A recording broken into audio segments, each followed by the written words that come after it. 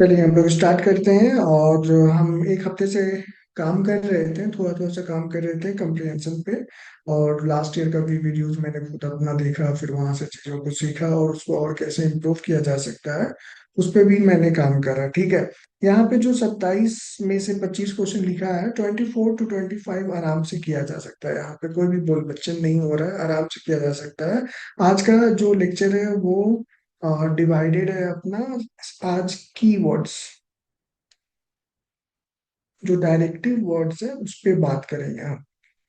Directive words पांच पे ही हम लोग ज्यादातर फोकस करेंगे। सबसे पहले हम लोग कोरोलरी, स्वाभाविक जो आता है। उसके बाद हम लोग एजम्पशन पढ़ेंगे, फिर से नए तरीके से थोड़ा सा इसको हम लोग डिकोड करेंगे। एजम्पशन को पूर्व धारणा हम लोग बोलते हैं हिंदी में।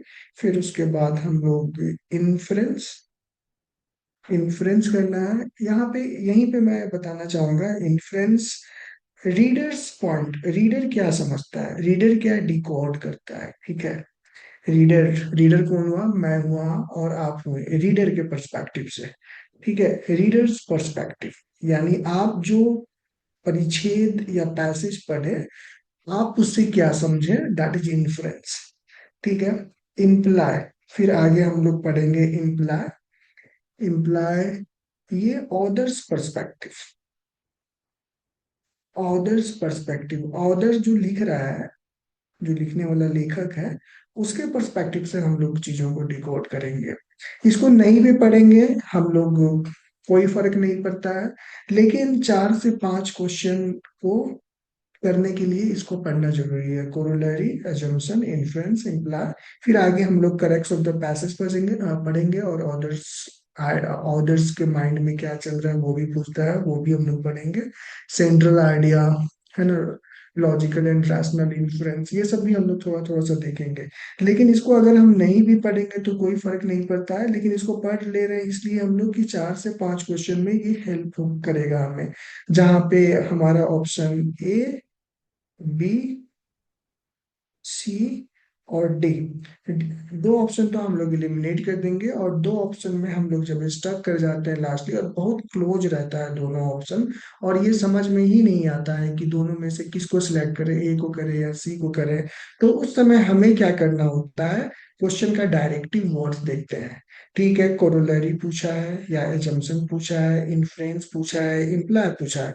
हो सकता है इन्फ्रेंस पूछा हो, ए में इन्फ्रेंस का स्टेटमेंट दिया हो और थर्ड में इम्प्लाई दिया हुआ हो, और दोनों क्लोज है। एक रीडर्स पर्सपेक्टिव ऑप्शंस दिया है और एक ऑथर्स पर्सपेक्टिव, लेखक के अनुसार ऑप्शन दिया हो, तो काफी क्लोज हो जाता है।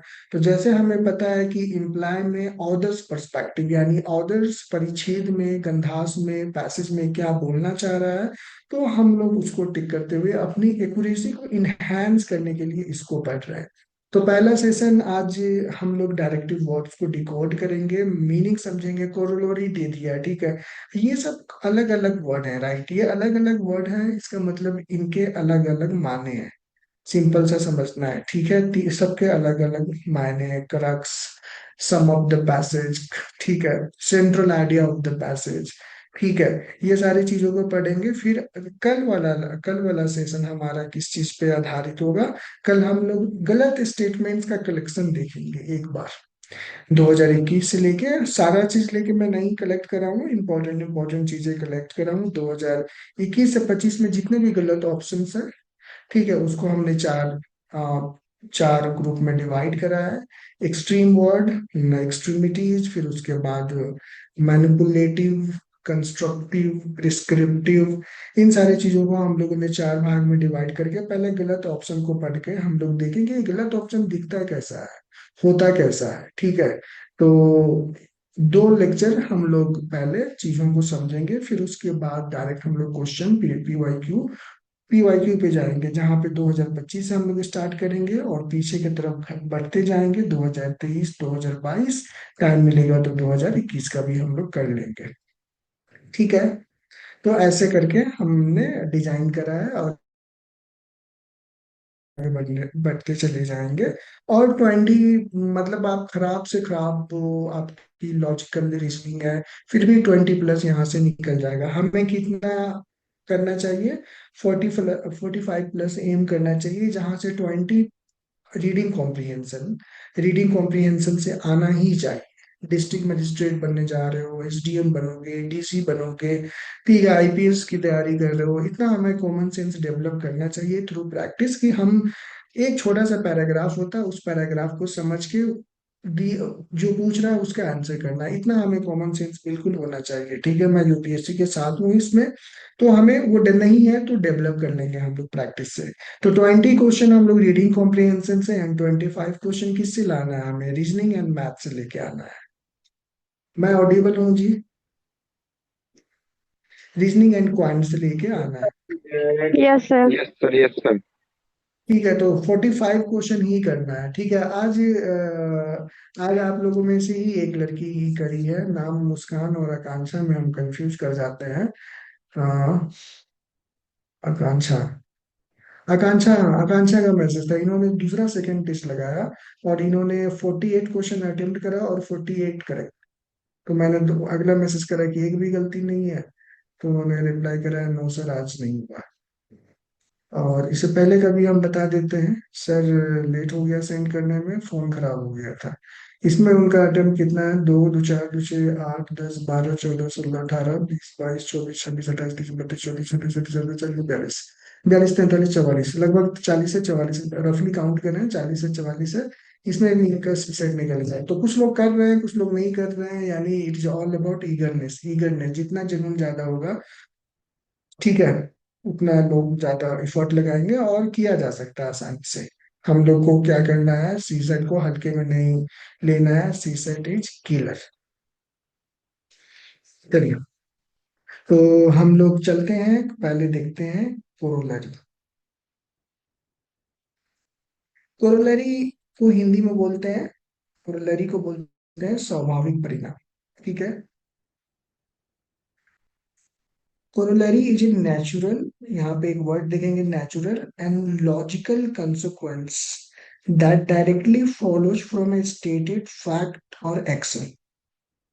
स्टेटेड फैक्ट, यहाँ पे एक चीज ध्यान रखने की बात है, स्टेटेड फैक्ट मतलब दिए गए तक, अपने मन से कुछ भी यहाँ पे कहानी और पुलाव उलाव, ख्याली पुलाव नहीं बनाना है। ठीक है, हम लोग जब प्रीवियस ईयर क्वेश्चन पे जंप करेंगे तो वहां पे डायरेक्टिव रहता है कि दिए हुए गंधास या परिच्छेद पर ही आपका आंसर होना चाहिए, अपने हिसाब से दिमाग में कुछ इमेजिनेशन नहीं करते रहना है। ठीक है, तो यहाँ पे एक कीवर्ड यहाँ पे मिला हमें, स्टैटेड फैक्ट, दिए गए तथ्य से कोरोलरी।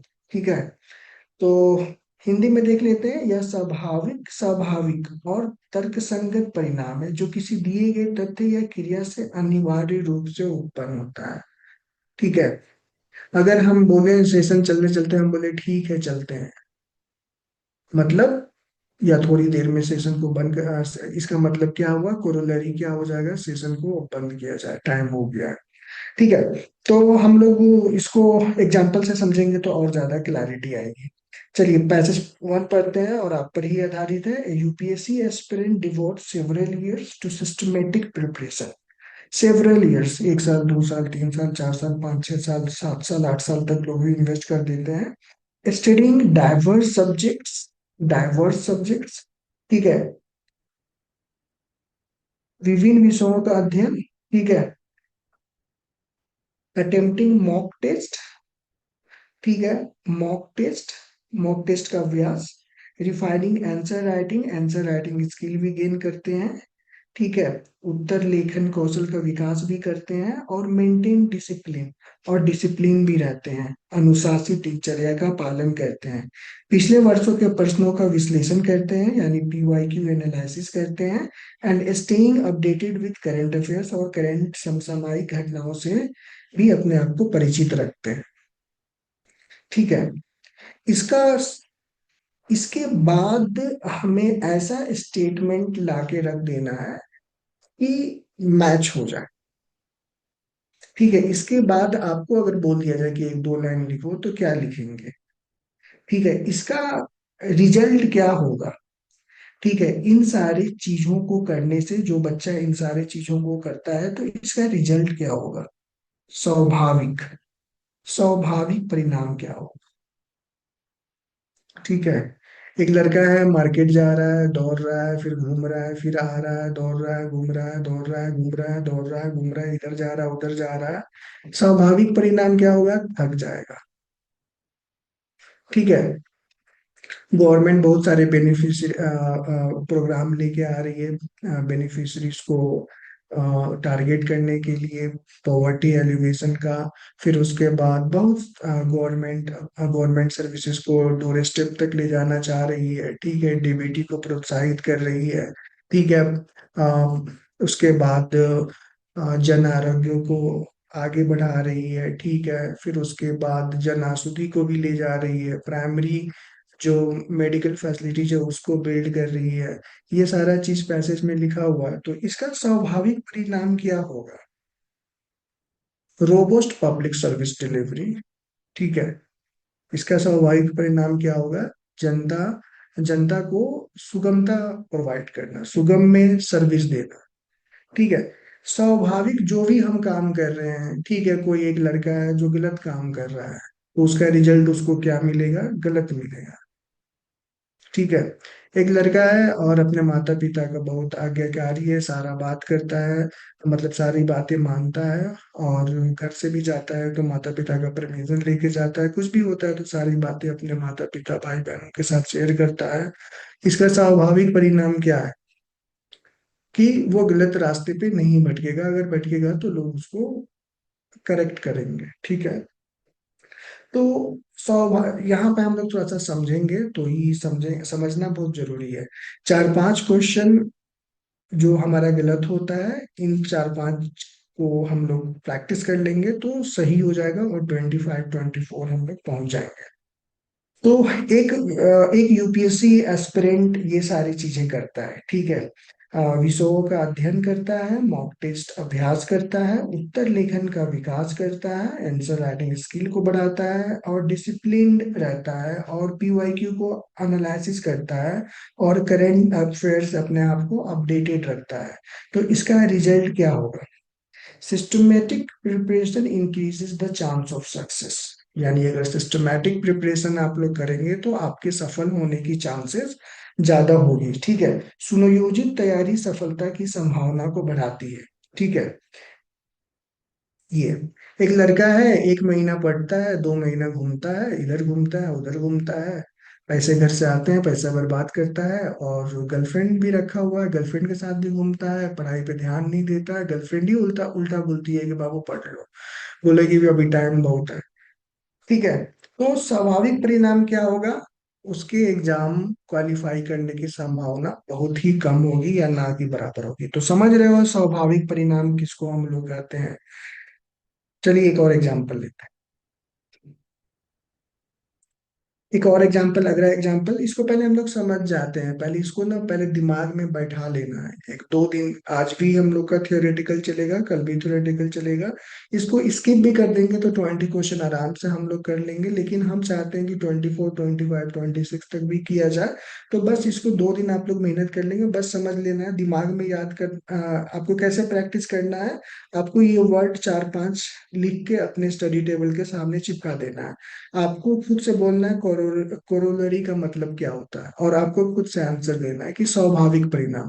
सुबह से उठ के डिसिप्लिन्ड वे से अगर हम 3 4 स्लॉट में अपनी पढ़ाई को करेंगे तो प्रीलिम्स क्वालिफाई करने की संभावना अधिक है। यही हमारा स्वाभाविक परिणाम है जो दिनचर्या का पालन कर रहा है। तो आपको खुद से अपने लैंग्वेज में उसको जवाब देना होगा कि स्वाभाविक परिणाम से क्या समझते हैं।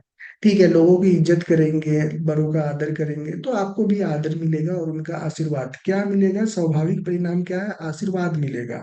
स्वाभाविक परिणाम क्या है? कि आपको इज्जत मिलेगा। ठीक है, तो ये 4 5 वर्ड को अपने स्टडी टेबल के सामने चिपका देना है, और दिन में दो, 1 बार या 2 बार खुद से पूछ लेना है कि कोरोलरी का मतलब क्या, जो अभी तक हम कर रहे हैं, या हम सी सैट पढ़ रहे हैं, या इकोनॉमी पढ़ रहे हैं, या पॉलिटी पढ़ रहे हैं, तो उसका स्वाभाविक परिणाम क्या होगा? जो मैंने चैप्टर सभी फंडामेंटल राइट प्रैक्टिस करा है या रिवाइज करा है, तो स्वाभाविक परिणाम क्या होगा कि एग्जाम में इस चैप्टर से अगर क्वेश्चन आएगा तो स्वाभाविक परिणाम क्या होगा, गलत होने की संभावना कम होगी क्योंकि मैं रिवीजन पे फोकस कर रहा हूँ।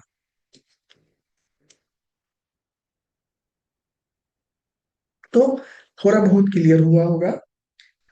एक और एग्जांपल लेते हैं तो और थोड़ा सा क्लैरिटी आएगा। स्वाभाविक परिणाम क्या है, ठीक है। The government implements structural economic reforms, ठीक है। संरचनात्मक आर्थिक सुधार लागू करती है कौन, सरकार। Improves ease of doing business, ease of doing business लेके आती है, लोग मतलब व्यापार की सुगमता को बढ़ाती है, ठीक है। बुनियादी ढांचे में निवेश करती है, इन्वेस्ट इन इंफ्रास्ट्रक्चर, इंफ्रास्ट्रक्चर में इन्वेस्ट करती है, वही बुनियादी ढांचे। प्रमोट्स डिजिटल ट्रांजेक्शन, और डिजिटल ट्रांजेक्शन को बढ़ावा देती है। Encourages entrepreneurship to strengthen the economy, और उद्यमिता को प्रोत्साहित करती है ताकि अर्थव्यवस्था सुदृढ़ हो सके, यानी रोबस्ट हो होए, ठीक है। तो सरकार बहुत सारा स्टेप्स ले रही है, ठीक है। इकोनॉमिक स्ट्रक्चरल इकोनॉमिक रिफॉर्म्स ले रही है, ease of doing business, infrastructure में इन्वेस्टमेंट, बुनियादी ढांचे में डिजिटल ट्रांजैक्शन को, फिर एंटरप्रेन्योरशिप को स्ट्रेंथन कर रही है। इसका स्वाभाविक परिणाम क्या होगा, ये जो भी स्टेप्स, ये क्या है, गवर्नमेंट का है, ये स्टेप्स है, जो भी कदम ले रही है, it will lead to accelerated and sustained economic growth. इससे क्या होगा, हमारा इकोनॉमिक ग्रोथ एक्सेलरेट होगा, आगे बढ़ेगा, ठीक है, और हमारा इकोनॉमिक ग्रोथ बढ़ेगा। इन उपायों के परिणाम स्वरूप, ठीक है, स्वाभाविक परिणाम, गेटिंग पॉइंट, पॉइंट समझ में आ रहा है। स्वाभाविक परिणाम क्या है कि इन उपायों के परिणाम स्वरूप तीव्र एवं स्थायी आर्थिक विकास होगा, ठीक है। जरूरी नहीं है कि जो हम लिखे हैं यही होगा, आप अपने लैंग्वेज में भी सेंटेंस को बना सकते हैं कि इन सारे स्टेप से इकोनॉमी हमारी और मजबूत होगी, या रोजगार रोजगार में वृद्धि होगी, ये भी हो सकता है, ठीक है। स्वाभाविक परिणाम मतलब ये नहीं कि जो लिखा है यही होगा, इसको दूसरे भाषा में भी हम अपने आम आम बोलचाल की भाषा में भी इसको लिख सकते हैं, ठीक है। स्वाभाविक परिणाम क्या होगा, आंख पे पट्टी बांध के रोड क्रॉस कर रहे हैं, ठीक है। तो स्वाभाविक परिणाम क्या होगा, दुर्घटना को गले लगाना, ठीक है। रोड क्रॉस करते दाएं बाएं नहीं देखना और सीधे दौड़ के निकल जाना, स्वाभाविक परिणाम क्या है, अपनी भी जान जोखिम में डालना, और जो रोड पे वाहन चला रहा है, वाहन चालक है, उसकी भी लाइफ को जोखिम में डालना। स्वाभाविक परिणाम जो हम कर रहे हैं, पानी कम पिएंगे तो हमारा शरीर डिहाइड्रेटेड हो जाएगा, इसलिए पानी लेके हम बैठे हुए हैं। स्वाभाविक परिणाम क्या होगा, बॉडी में पानी की मात्रा घटेगी नहीं। समझ में आ रहा है जी आप लोगों को, आप लोग भी पानी का बोतल लेके बैठिए। कुछ भी करना है तो, कुछ भी कर रहे हैं उसका स्वाभाविक परिणाम क्या होगा, ठीक है। माता पिता की आदर कर रहे हैं तो इसका आप स्वाभाविक परिणाम क्या है कि जैसा बोइएगा वैसा काटिएगा। चलिए एक और एग्जांपल लेते हैं और आगे बढ़ते हैं, ठीक है। A country promotes renewable energy मतलब नवीकरणीय ऊर्जा को बढ़ावा देता है। रिड्यूसेस कार्बन इमिशंस यानी कार्बन उत्सर्जन को घटाता है। इन्फोर्सेस पॉल्यूशन कंट्रोल लॉज, ठीक है, प्रदूषण नियंत्रण कानून को लागू करता है, ठीक है। वन क्षेत्र को बढ़ाता है यानी फॉरेस्ट कवर को एक्सपैंड करता है। And encourages sustainable consumption practice, सतत उपभोग को प्रोत्साहित करता है। जब इतने अच्छे अच्छे काम करेंगे तो अच्छा परिणाम आएगा। स्वाभाविक परिणाम क्या आएगा, किसी को थप्पड़ मारिएगा तो उल्टा थप्पड़ लगा भी देगा ना सामने वाला। तो जैसा हम लोग कार्य करेंगे वैसा ही उसका स्वाभाविक परिणाम आएगा, ठीक है। आप सिविल सर्वेंट बन गए और ईमानदारी से काम कर रहे हैं, सरकार के नीतियों को जमीनी स्तर पर ले जाकर उसको एग्जीक्यूट कर रहे हैं, तो आप क्या करेंगे, आपको सम्मान मिलेगा, सरकार भी आपको अवार्ड देगी, रिकॉग्नाइज करेंगी, और लोग भी आपके कार्य को सराहना करेंगे। तो स्वाभाविक परिणाम क्या है, यही रिकॉग्निशन मिलेगा, सेटिस्फैक्शन मिलेगा, ठीक है। तो जब इतना सारा अच्छा काम हो रहा है तो क्या होगा, रिन्यूएबल एनर्जी पे फोकस है, कार्बन इमिशन को कम कर रही है, पॉल्यूशन लॉज को इम्प्लीमेंट कर रही है, फिर उसके बाद फॉरेस्ट कवर को भी, फिर उसके बाद सस्टेनेबल कंजप्शन प्रैक्टिस। यानी ये सारी जो एक्शन है ना वो किस पे है, इन्वायरमेंटेबल सस्टेनेबिलिटी को इम्प्रूव करेगी, पर्यावरणीय स्थिरता में सुधार होता है इससे। अब जरूरी नहीं है कि ये सेंटेंस लिखा है तो यही करोलरी है, हम अपने भाषा में इसको दूसरे तरीके से भी कर सकते हैं, या दूसरे लैंग्वेज में भी लिख सकते हैं। जो कंट्री सस्टेनेबल पर्यावरणीय स्थिरता में सुधार करेगी, वो गुड हैप्पीनेस इंडेक्स में उसका परफॉर्मेंस ज्यादा होगा। ये भी बोला जा सकता है, ठीक है, ग्रोस हैप्पीनेस इंडेक्स में वो ज्यादा बेहतर परफॉर्म करेगी, ठीक है। और अपने अपने सिटीजन्स के लिए अ, जो लाइफ एक्सपेक्टेंसी है वो बढ़ेगा, ये भी स्वाभाविक परिणाम है जब आप ग्रीनरी, रिन्यूएबल्स, तो ये कुछ भी हो सकता है, स्वाभाविक परिणाम, ठीक है। तो हम लोग यहाँ तक समझ गए कि कोरोलरी का मतलब क्या होता है, जैसा काम करेंगे वैसा। इसको एक और अगर आपको थोड़ा सा भी दिक्कत हो तो आप कोरोलरी को आप ऐसे समझ सकते हैं। न्यूटन का थर्ड लॉ क्या होता है जी, माइक ऑन करके बोलिए तो। हम्म, न्यूटन क्रिया थर्ड लॉ क्या प्रतिक्रिया का होता नियम है? सर। क्या चीज, जोर से बोलिए थोड़ा। सर क्रिया प्रतिक्रिया का नियम, जैसा करेंगे वैसा परिणाम। बस, ठीक है।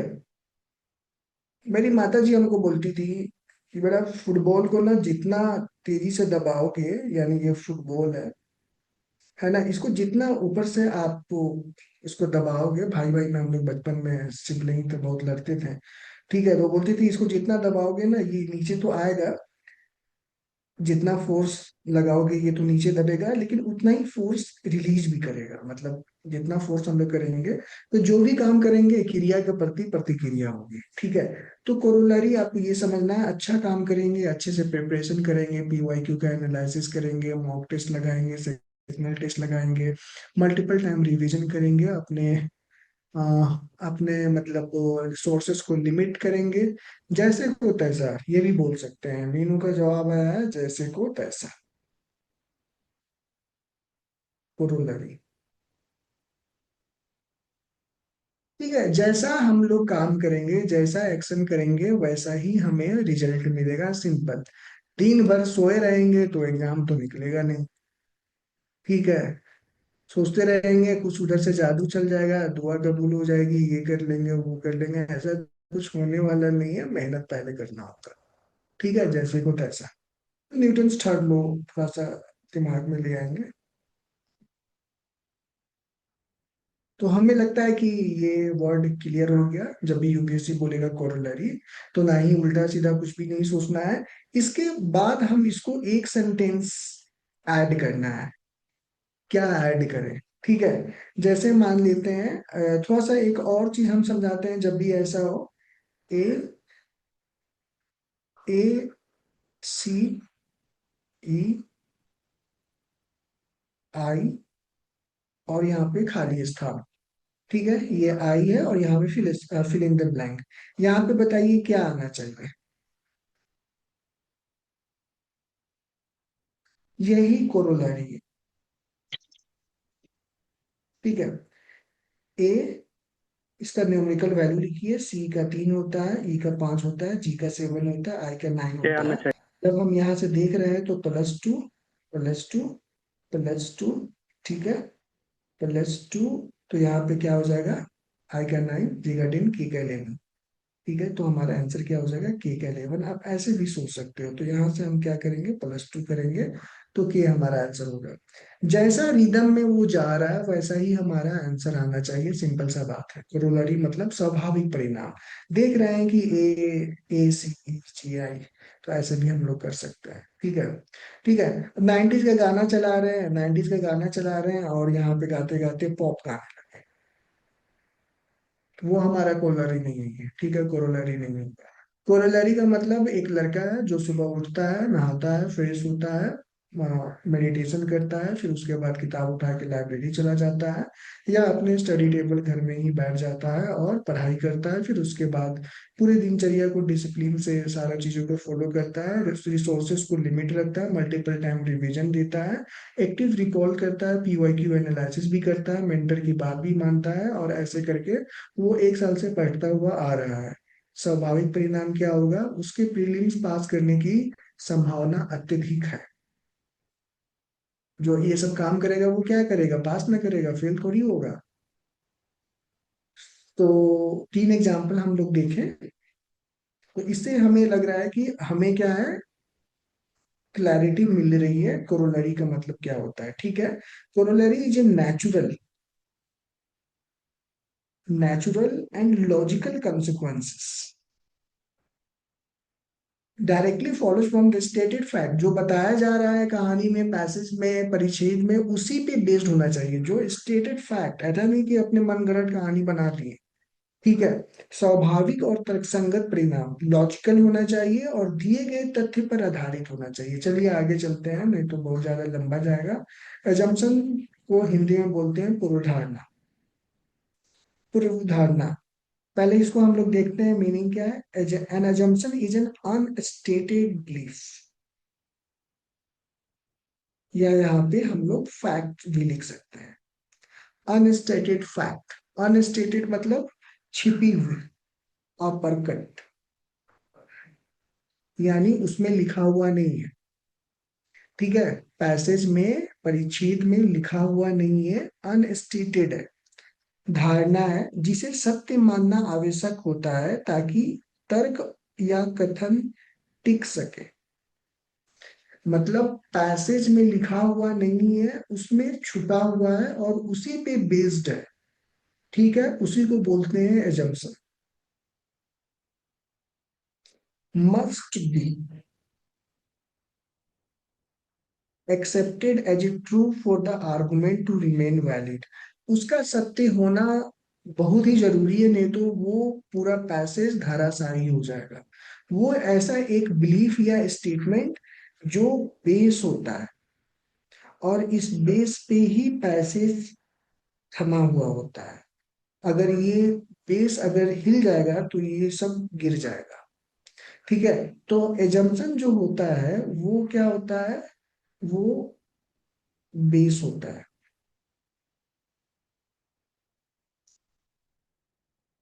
और वो फैक्ट होता है।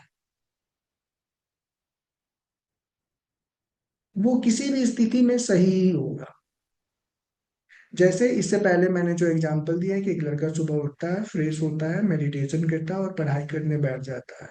ठीक है, इसमें एक जो चीज अनस्टेटेड फैक्ट है वो है डिसिप्लिन। जो डिसिप्लिन होगा वही फॉलो करेगा। बाकी अगर डिसिप्लिन को हटा दे तो एक दिन उठ के कर लेगा, 4 दिन कर लेगा, 10 दिन सोए रहेगा। तो एजम्पशन जो है, एजम्पशन है वो पैसेज में नहीं लिखा रहता है, लेकिन वो काफी इंपॉर्टेंट होता है उस पैसेज के लिए। अगर वो चीज ना रहे तो पैसेज धाराशाही हो जाएगा, और पैसेज का वो क्या रहता है, बेस रहता है, अनस्टेटेड फैक्ट। छिपी हुई धारणा होती है, लिखी हुई नहीं होती है, लेकिन पूरा पैसेज उसी के ऊपर रखा हुआ होता है। अगर वो नहीं पता कर पाएंगे हम लोग, अगर वो नहीं रहेगा ठीक से, तो वो पैसेज का कोई मतलब नहीं निकलेगा। चलिए, हम लोग थोड़ा सा पैसेज एक एग्जांपल लेते हैं, तो और भी अच्छे से क्लैरिटी के साथ हम लोग उसको समझ पाएंगे कि पूर्वधारणा क्या होता है। Passage 1, A UPSC aspirant studies diligently for several years. एक पैसेज को कॉमन रखा गया है और दूसरा लेके आया गया है कि एक पैसेज में आप सारा समझ जाएं। ठीक है, इजी है, यूपीएससी स्टूडेंट आपकी ही कहानी पे है। Solving mock test, mock test को सॉल्व करता है। ठीक है, वर्षों तक परिश्रम पूर्वक अध्ययन करता है, मॉक टेस्ट को हल करता है, पिछले वर्षों के प्रश्नों का विश्लेषण करता है। ठीक है, एक जो है वो कॉमन है सब में, analysing PYQs, staying updated with the current affairs, समसामयिक घटनाओं से अपडेटेड रहता है, समय प्रबंधन और उत्तर लेखन तकनीकों का अभ्यास करता है ताकि परीक्षा में अपना प्रदर्शन सुधार सके। ठीक है, practising time management, answer writing techniques to enhance the exam enhance examination performance, बस इतना ही मैं यूपीएससी का ही प्रिपरेशन है, इसके अलावा कुछ करना ही नहीं है। ठीक है, इसीलिए यहाँ पे बार बार लाया गया है कि आपके भी दिमाग में ये 4-3 लाइन की बात घुसे। ठीक है, तो इसका तो हम लोग निकाल लिए थे, कोरोलरी। ठीक है, वही यूपीएससी स्टूडेंट्स पैसेज वन सब में कॉमन है। यहाँ पे कोरोलरी क्या निकला था, systematic preparation increases the chances of success. सुनियोजित तैयारी सफलता की संभावना को बढ़ा देती है। ठीक है, बढ़ा देती है। अब इसी पैसेज का अब हम लोग निकालेंगे एजम्पशन, पूर्वधारणा। Dedicated preparation leads to success, यानी ये यूनिवर्सल है, इसको कोई नकार नहीं सकता है। ठीक है, ऑथर के माइंड में, ऑथर जब ये लिख रहा है, जब ये ऑथर जो लेखक लिख रहा है, तो उसके दिमाग में ये बैठा हुआ है कि भाई dedication preparation lead to success, simple सा है। और पैसेज इसी पे रखा गया है, पैसेज का पूरा भार इसी पे है, और ये फैक्ट है। ये क्या है, फैक्ट है। Dedication preparation leads to success, कोई बोलेगा कि ये फैक्ट नहीं है, बताइए आप तो उसी तरह हमें क्या करना है, अपने स्टडी टेबल के सामने एजम्पशन लिखना है। ठीक है, एजम्पशन लिख के चिपका देना है, और हिंदी वाले पूर्वधारणा और इंग्लिश दोनों लिखेंगे। पूर्वधारणा लिख के चिपका देना है और खुद से करना है। ठीक है, खुद से करना है कि सुबह हम उठे, ठीक है, फ्रेश हुए, पढ़ने आए, ये करें वो करें, ये क्या है, इसका एजम्पशन क्या है, सुबह से लेके रात तक पढ़ाई करें, तो उसका एजम्पशन क्या हुआ, discipline is the key to success. आप खुद से एजम्पशन बनाइए, discipline is the key to success. जगह नहीं है तो हम नहीं लिख पा रहे हैं, की टू सक्सेस। ठीक है, discipline is the key to success. कोई बच्चा है, अपने माता पिता का आदर और सम्मान करता है, स्कूल जाता है, पैर छू के जाता है, हिंदू है तो पैर छू के जाता है, नमस्कार प्रणाम करके जाता है, मुस्लिम है तो सलाम कलाम करके जाता है। ठीक है, फिर आता है, फिर उसी तरह पैर हाथ को टच करता है, प्रणाम करता है, सलाम कलाम करता है, फिर फ्रेश होता है, फिर उसके बाद आराम करता है, फिर उसके बाद फिर से पढ़ाई करता है, फिर खेलने जाता है, फिर आता है, करता है, जाता है। ठीक है, इसका एजम्पशन क्या होगा, संस्कार मानव सभ्यता की मूल रीतियों में से है, या कुछ दूसरे तरीके से भी बना सकते हैं, जो उसके लिए वो सही है, यूनिवर्सल है, फैक्ट है, और उसी पे सारा बेस, उसी पे बेस्ड है। ठीक है, तो एजम्पशन मतलब फैक्ट, यूनिवर्सल, और एसिस का पूरा भार उसी पर है। जैसे अगर ब्रेन स्टॉर्मिंग में भी हम लोगों ने पढ़ा था एक technique, by of under, be aware of blunder. तो हमने क्या बताया था कि बाय ऑफ अंडर ये प्रीपोजिशन है, इसको तो ध्यान में रखना है, लेकिन इसके बाद आने वाला जो ऑब्जेक्ट होगा, जो उसके बाद आने वाला ऑब्जेक्ट होगा कि इट इज परफॉर्मिंग, या इट इज एक्टिंग, या it originated under the United Nation Organisation. तो जो आने वाला जो है ना, यूएनओ, ठीक है, ये सारा स्टेटमेंट का भार यहाँ पे, अगर यूएनओ ना हो के डब्ल्यूएचओ हो, तो ये पूरा स्टेटमेंट क्या हो जाएगा, धाराशाह हो जाएगा। तो एजम्पशन क्या है, एजम्पशन क्या है, एजम्पशन एक ऐसी धारणा है जो पैसेज में नहीं लिखा रहता है। आपसे पैसेज पूछ दिया और नीचे में लिखा है कि व्हाट इज द एजम्पशन, आप जाके पैसेज में खोजते रह जाओगे, नहीं मिलेगा। वर्ड बाय वर्ड खोजते रह जाओगा कि पीवाईक्यू कहाँ पे लिखा हुआ है, ठीक है, मॉक टेस्ट कहाँ पे कुछ लिखा हुआ, सॉल्विंग मॉक टेस्ट के बारे में, आंसर राइटिंग टेक्निक कहाँ लिखा हुआ है, पैसेज में जाके खोजते रह जाएंगे, आपको नहीं मिलेगा पैसेज में। तो जब भी एजम्पशन मिले, तो पैसेज में जाना नहीं है। पैसेज किस चीज पे बेस्ड है, उसमें से एक यूनिवर्सल की सेंटेंस क्या है जिसपे पैसेज को रखा गया है, ठीक है। तो एजम्पशन, जैसे बहुत सारे स्टूडेंट होते हैं नीचे क्वेश्चन देखते हैं, और हम भी अपने ग्रेजुएशन और इंटरमीडिएट से, मैं पैसेज वगैरह आता था तो आंसर क्वेश्चन पढ़ लिए और पैसेज में जाके वो देख रहे हैं कि वो कीवर्ड कहाँ कहाँ पे मेंशन है, तो फिर वहां से आंसर हम निकाल के ले आते थे या अपने लैंग्वेज में लिख लेते थे। लेकिन अगर यूपीएससी के सी सेट में अगर एजम्पशन वर्ड पूछ दिया, आप जाके खोजते रह जाओगे, मिल भी गया तो गलत आंसर टिक करके आ जाओगे। इसीलिए हमें एजम्पशन पे ध्यान देने की अत्यधिक जरूरी है, ठीक है, जरूरत है। तो आप एजम्पशन को आप brain storming negative rule number 18 को ध्यान में रख सकते हैं कि बाय ऑफ अंडर जरूरी है, हमें देखना है, लेकिन वो प्रीपोजिशन के बाद जो ऑब्जेक्ट आ रहा है उस पे उस स्टेटमेंट का सारा भार होना चाहिए। ठीक है, एजम्पशन है, ठीक है, पूछ दिया, पहला चीज ये अनस्टेटेड फैक्ट है। ये अनस्टेटेड बिलीफ या फैक्ट है, लिखा हुआ नहीं है, बट मस्ट बी एक्सेप्टेड। यहाँ पे एक्सेप्ट आप बिल्कुल करेंगे, हम भी करेंगे, क्योंकि एक विद्यार्थी है, यूपीएससी एस्पिरेंट है, और dedicated preparation lead to success. वो सारा क्या कर रहा है, प्रिपरेशन की तैयारी, मॉक टेस्ट सॉल्व कर रहा है, पीवाईक्यू विश्लेषण कर रहा है, ठीक है, टाइम मैनेजमेंट, आंसर राइटिंग, ये सारा चीज। तो ये काफी इंपॉर्टेंट हो जाता है जंक्शन, कि आप जाके पैसेज में खोजते रहोगे कि ये वर्ड मैच कर जाए, लेकिन वो नहीं मिलेगा। यहाँ पे साफ साफ लिखा हुआ है अनस्टेटेड बिलीफ, पैसेज में लिखा नहीं रहता। ठीक है, एक और एग्जांपल लेते हैं तो और भी थोड़ी सी क्लैरिटी। सिंपल, ऊपर वाले को हमने समराइज करा, ये तीन चीज से। कोरोलरी का मतलब जैसे को तैसा, न्यूटन थर्ड लॉ, जितना तेजी से मारेंगे उतना ही हाथ में चोट लगेगा, ठीक है। जैसे को तैसा, every action has an equal and opposite reaction. फिर उसके बाद हमने लेटर सीरीज के माध्यम से भी आपको समझाने की कोशिश करी, तो ये क्रक्स है, आप इसको भी रिकॉल कर सकते हैं, और एजम्पशन में आप क्या रिकॉल कर सकते हैं, निगेटिव रूल ये वाला। ठीक है, जैसे अभी रिसेंटली मैंने एक क्वेश्चन सॉल्व करके डाला हुआ था शॉर्ट यूट्यूब पर। Self help group was initiated by the State Bank of India. Stated by, sorry, started by, started by the State Bank of India. Short में लिखते हैं SBI India, but it was stated by NABARD. ठीक है, bye of under. ठीक है, ये तो है, इस पे फोकस करना, लेकिन ये पूरा भार एसबीआई पे आ गया, लेकिन इसको क्या कर दिया, रिप्लेस कर दिया था, आंसर होता नाबार्ड। उसी तरह हमें क्या करना है, जैसे यहाँ पे यूएनओ की जगह डब्ल्यूएचओ, डब्ल्यू की जगह यूनिसेफ, यूनेस्को की जगह यूनेस्को। तो एजम्पशन लिखा हुआ नहीं होगा, आपको खुद से वो समझना होगा कि वो पैसेज का एक आत्मा क्या है, सोल।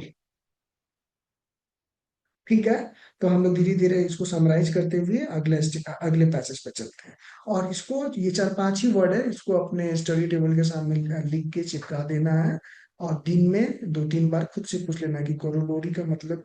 और ये पीडीएफ आपको शेयर कर देंगे हम, तो जो भी प्रॉब्लम है दोबारा से रेफर कर सकते हैं, ग्रुप में पूछ सकते हैं क्वेश्चन आंसर। ठीक है, लेकिन ये चार वर्ड, पांच वर्ड का मतलब आपके दिमाग में होना चाहिए।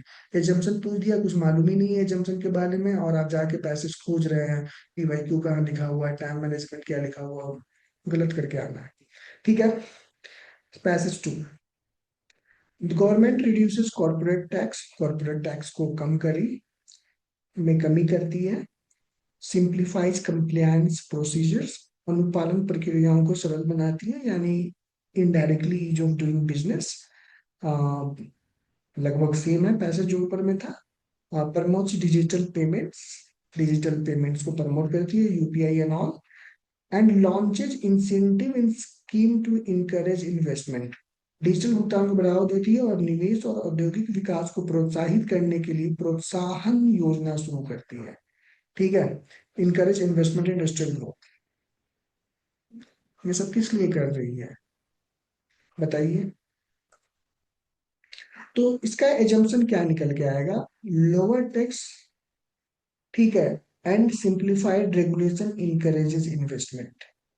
और ये हर जगह सरल बना रही है, कॉर्पोरेट कर में कमी कर रही है, ठीक है, सरल बना रही है अनुपालन को, डिजिटल भुगतान बढ़ावा दे रही है, और निवेश और औद्योगिक विकास को प्रोत्साहित प्रोत्साहित करने के लिए प्रोत्साहन योजना शुरू कर रही है। एक स्टेटमेंट निकाल के लेके आना है, lower taxes and simplified regulation encourage investment, that's why. इसीलिए ये सरकार के दिमाग में है, पॉलिसी मेकर्स की दिमाग में है कि लोअर टैक्स रहेगा और सिंप्लीफाइड रेगुलेशन रहेगा तो इन्वेस्टमेंट क्या होगा, बढ़ेगा।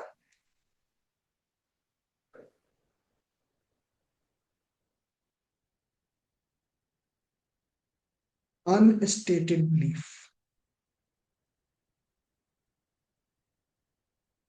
ठीक है, मेरे दिमाग में है कि भैया बच्चे हमको 499 रुपया देंगे जब हम आप आकर क्वालिटी लेक्चर्स महीने का 12 14 13 जितना 11 12 13 लेंगे तो ही वो हमें पैसा देंगे। अनस्टेटेड बिलीफ मेरे दिमाग में ये बैठा हुआ है। तभी हम एक हफ्ते से मेहनत कर रहे थे और इस पे काम कर रहे थे कि बच्चों को ये सारे कॉन्सेप्ट पूरे यूट्यूब में कहीं पे भी नहीं बताया जाता है, और लोग पैसेज में जाके खोजते रहते हैं, पैसेज में नहीं मिलेगा। अनस्टेटेड बिलीफ है मेरे दिमाग में कि बच्चे का जो मार्ग है उसको सुगम बनाना है। ठीक है, तो जो भी पॉलिसी मेकर्स है उसके दिमाग में है कि अगर लोअर टैक्स रहेगा और फी भी कम रहेगा तो ज्यादा बच्चे इनरोल करेंगे। ठीक है, 5,000 रुपये फी रहेगा तो बहुत एक भी नहीं आएंगे। लोअर टैक्सेज और सिंप्लीफाइड रेगुलेशन। ठीक है, जूम का सेशन का लिंक डाला और बच्चे क्लिक करके डायरेक्ट ज्वाइन कर लिए। ठीक है, रिकॉर्डिंग जूम, फिर नहीं कोई अगर जूम लाइव आ पाया तो फिर रिकॉर्डिंग देख लिया। तो lower taxes and simplified regulation क्या करता है, इनकरेज इन्वेस्टमेंट। कम कर और सरल नियम निवेश को प्रोत्साहित करता है। ये कहीं लिखा हुआ नहीं है पैसेज में, लेकिन इसी चीज पे बेस्ड है। एक लड़का है और एक लड़की है, 2 साल से प्रिपरेशन कर रहा है और सुबह उठ के फ्रेश होकर मेडिटेशन करके लाइब्रेरी जाके प्रीलिम्स एक बार पास हो गया, अगले बार मेंस में अटक गया और पूरे अच्छे से इस बार प्रिपरेशन कर रहे हैं। और उसके पीछे ये बिलीफ होगा कि गवर्नमेंट गवर्नमेंट कुछ भी हो सकता है, सबका इंडिविजुअल है। जैसे मैं अपना लेता हूँ, मेरे दिमाग में ये था कि सोशल सिक्योरिटी मिले, गवर्नमेंट जॉब निकाल लेंगे तो सोशल सिक्योरिटी मिलेगी। ठीक है, रिकग्निशन मिलेगा। ठीक है, रिकग्निशन मिलेगा, टेन्योर सिक्योरिटी, सर्विस सिक्योरिटी। ठीक है, फाइनेंशियल फ्रीडम, ये सारे चीज। ठीक है, कोई देश को सर्व करना चाहता हो, जो रीजन को सर्व करना चाहता हो, ये वो अनस्टेटेड ये दिमाग में है तो ही इसका ये फंक्शन काम कर रहा है। उसको लग रहा है कि मैं क्वालिफाई कर जाऊंगा और ये सारे गवर्नमेंट जॉब में बेनिफिट्स है तो वो सुबह से उठ के शाम तक है। लेकिन ये अनस्टेटेड है, ये अनस्टेटेड है। अगर गवर्नमेंट कल होके बोल दे कि जीरो पे रोल रहेगा, पे रोल नहीं करेंगे, सिर्फ आपको रहने का और खाना पीना दे दिया जाएगा। ठीक है, हमें लगता है कि 5 लाख एप्लीकेशन से 10 20 हजार रुपये आ जाएगा। ठीक है, तो ये अनस्टेटेड बिलीफ है, एजम्पशन। ठीक है, आपके दिमाग में है कि हाँ भाई 2 साल मेहनत लग रहा है, 4 साल मेहनत लग रहा है, चाहे जितना भी लग रहा है ना, एक बार एग्जाम निकल गया ना तो पूरा एकदम मेकअप हो जाएगा। 5 साल की दुख दुख जो है ना वो एक दिन के रिजल्ट से निकल जाएगा। कहीं ना कहीं आपके माइंड में, और मैं भी था एस्पिरेंट तो मेरे माइंड में भी था, मैं भी आपको आपके साथ लेता हूँ, मेरे माइंड में भी था। तो जो रियलिटी है, एक सोशल रिकग्निशन मिलेगा, प्रेस्टीज है, सिविल सर्विसेज एग्जाम जो क्रैक करता है वो प्रेस्टीज है, बेस्ट ऑफ द इंडियाज के माइंड होते हैं। और बहुत टफेस्ट एग्जाम है, सबके निकालने के बाद बस की बात भी नहीं है। और फाइनेंशियल सिक्योरिटी है, अच्छी जगह शादी होगी, रिश्ता होगा, अच्छे लोगों के साथ बैठना उठना, प्रिविलेजेस, बंगला गाड़ी, नौकर चाकर सब होगा। हमारे भी माइंड में था, मैं भी एक्सेप्ट कर रहा हूँ और आपके भी माइंड में है, और यही सब है। ये अनस्टेटेड बिलीफ है, ये क्या है, एजम्पशन है। और वही चीज आपको क्या करवाता है, ये करवाता है। सुबह उठते हैं, मॉक टेस्ट देते हैं, प्रीवियस ईयर क्वेश्चन को एनालिसिस करते हैं, आंसर राइटिंग को इम्प्रूव करते हैं और परफॉर्मेंस को बेटर करते हैं डे बाय डे। ठीक है, तो थोड़ा सा क्लियर हुआ, एजम्पशन मतलब हार्ड ट्रूथ। ठीक है, जो मान लो economic advisor, government of India का इकोनॉमिक एडवाइजर है, तो उसके दिमाग में ये बैठा हुआ है कि lower tax, simplified regulation, encourage investment, ease of doing business में हमारा रैंक पीछे था, फिर 2014 15 के बाद उसमें काफी इंप्रूवमेंट्स करा गया तो फिर टॉप 10 में भी शायद हम लोग आए थे, if I am not wrong. कम कर और सरल निवेश को प्रोत्साहित करता है। चलिए एक एग्जांपल और देखते हैं, फिर उसके बाद अ, करते हैं। तो एक चीज और लिखते हैं यहाँ पे। ठीक है, एक चीज और लिखते हैं एक चीज और लिखते हैं, जैसे मैंने यहाँ पे एक वर्ड बोला था, बोलते बोलते मैंने एक वर्ड बोला था, फ्यूल, इसको बोल सकते हैं फ्यूल, ईंधन।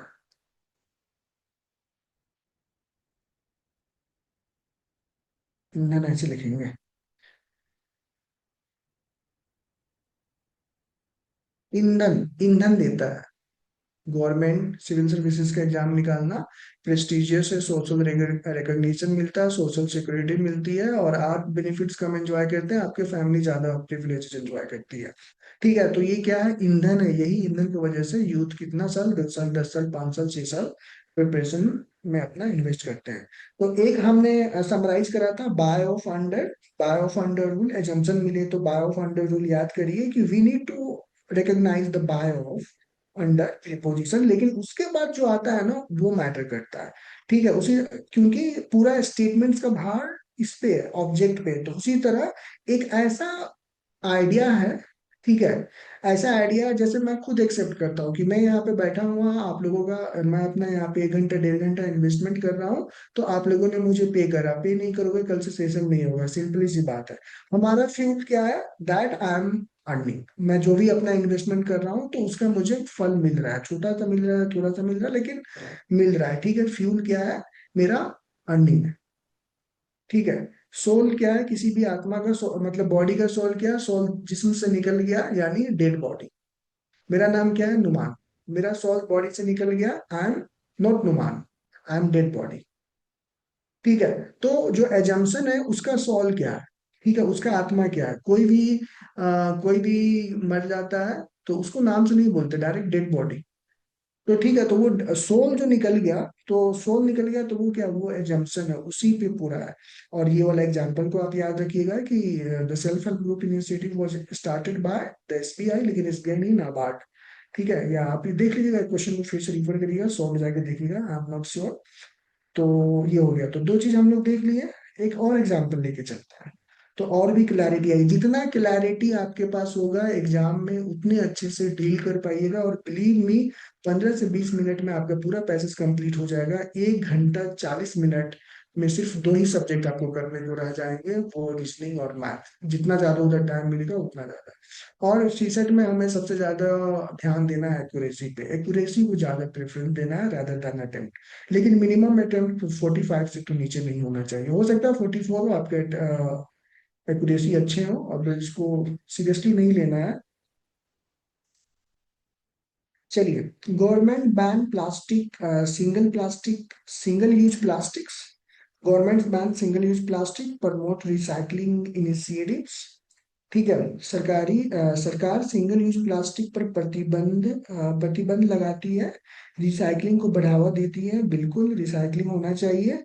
Spreads awareness about the waste segregation, जैसे मान लीजिए हमारे खाना दाल चावल बच गया, फिर उसके बाद प्लास्टिक के जो कचरे होते हैं वो भी बच गए, दाल चावल में प्लास्टिक के कचरे को भी डाल दिए। ठीक है, तो उसी को हम लोग बोलते हैं कचरे का पृथक्करण, सूखा और गीला कचरा। ठीक है, सूखा कचरा को अलग रखा जाए, गीला कचरा को अलग अलग रखा जाए, और जो जैव में परिवर्तित हो सकते हैं उस कचरे को भी अलग रखा जाए। ठीक है, प्लास्टिक के कचरे को अलग रखा जाए, रिसाइकलिंग। तो वही बोल रहा है कि कचरा पृथक्करण भी इंपॉर्टेंट है। पता चला दाल चावल भी, उसमें प्लास्टिक भी डाल दिए और सारा चीज उसी में डाल दिए, तो पृथक्करण भी इंपॉर्टेंट है। ठीक है, तो waste segregation and encourages eco friendly alternatives to reduce pollution level, और जागरूकता भी फैलाती है, और प्रदूषण कम करने के लिए पर्यावरण अनुकूल विकल्पों को प्रोत्साहित करती है।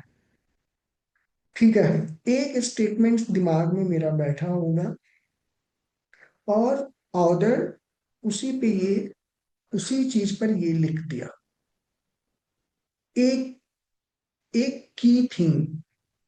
ठीक है, एक की, policy measures can effectively reduce pollution.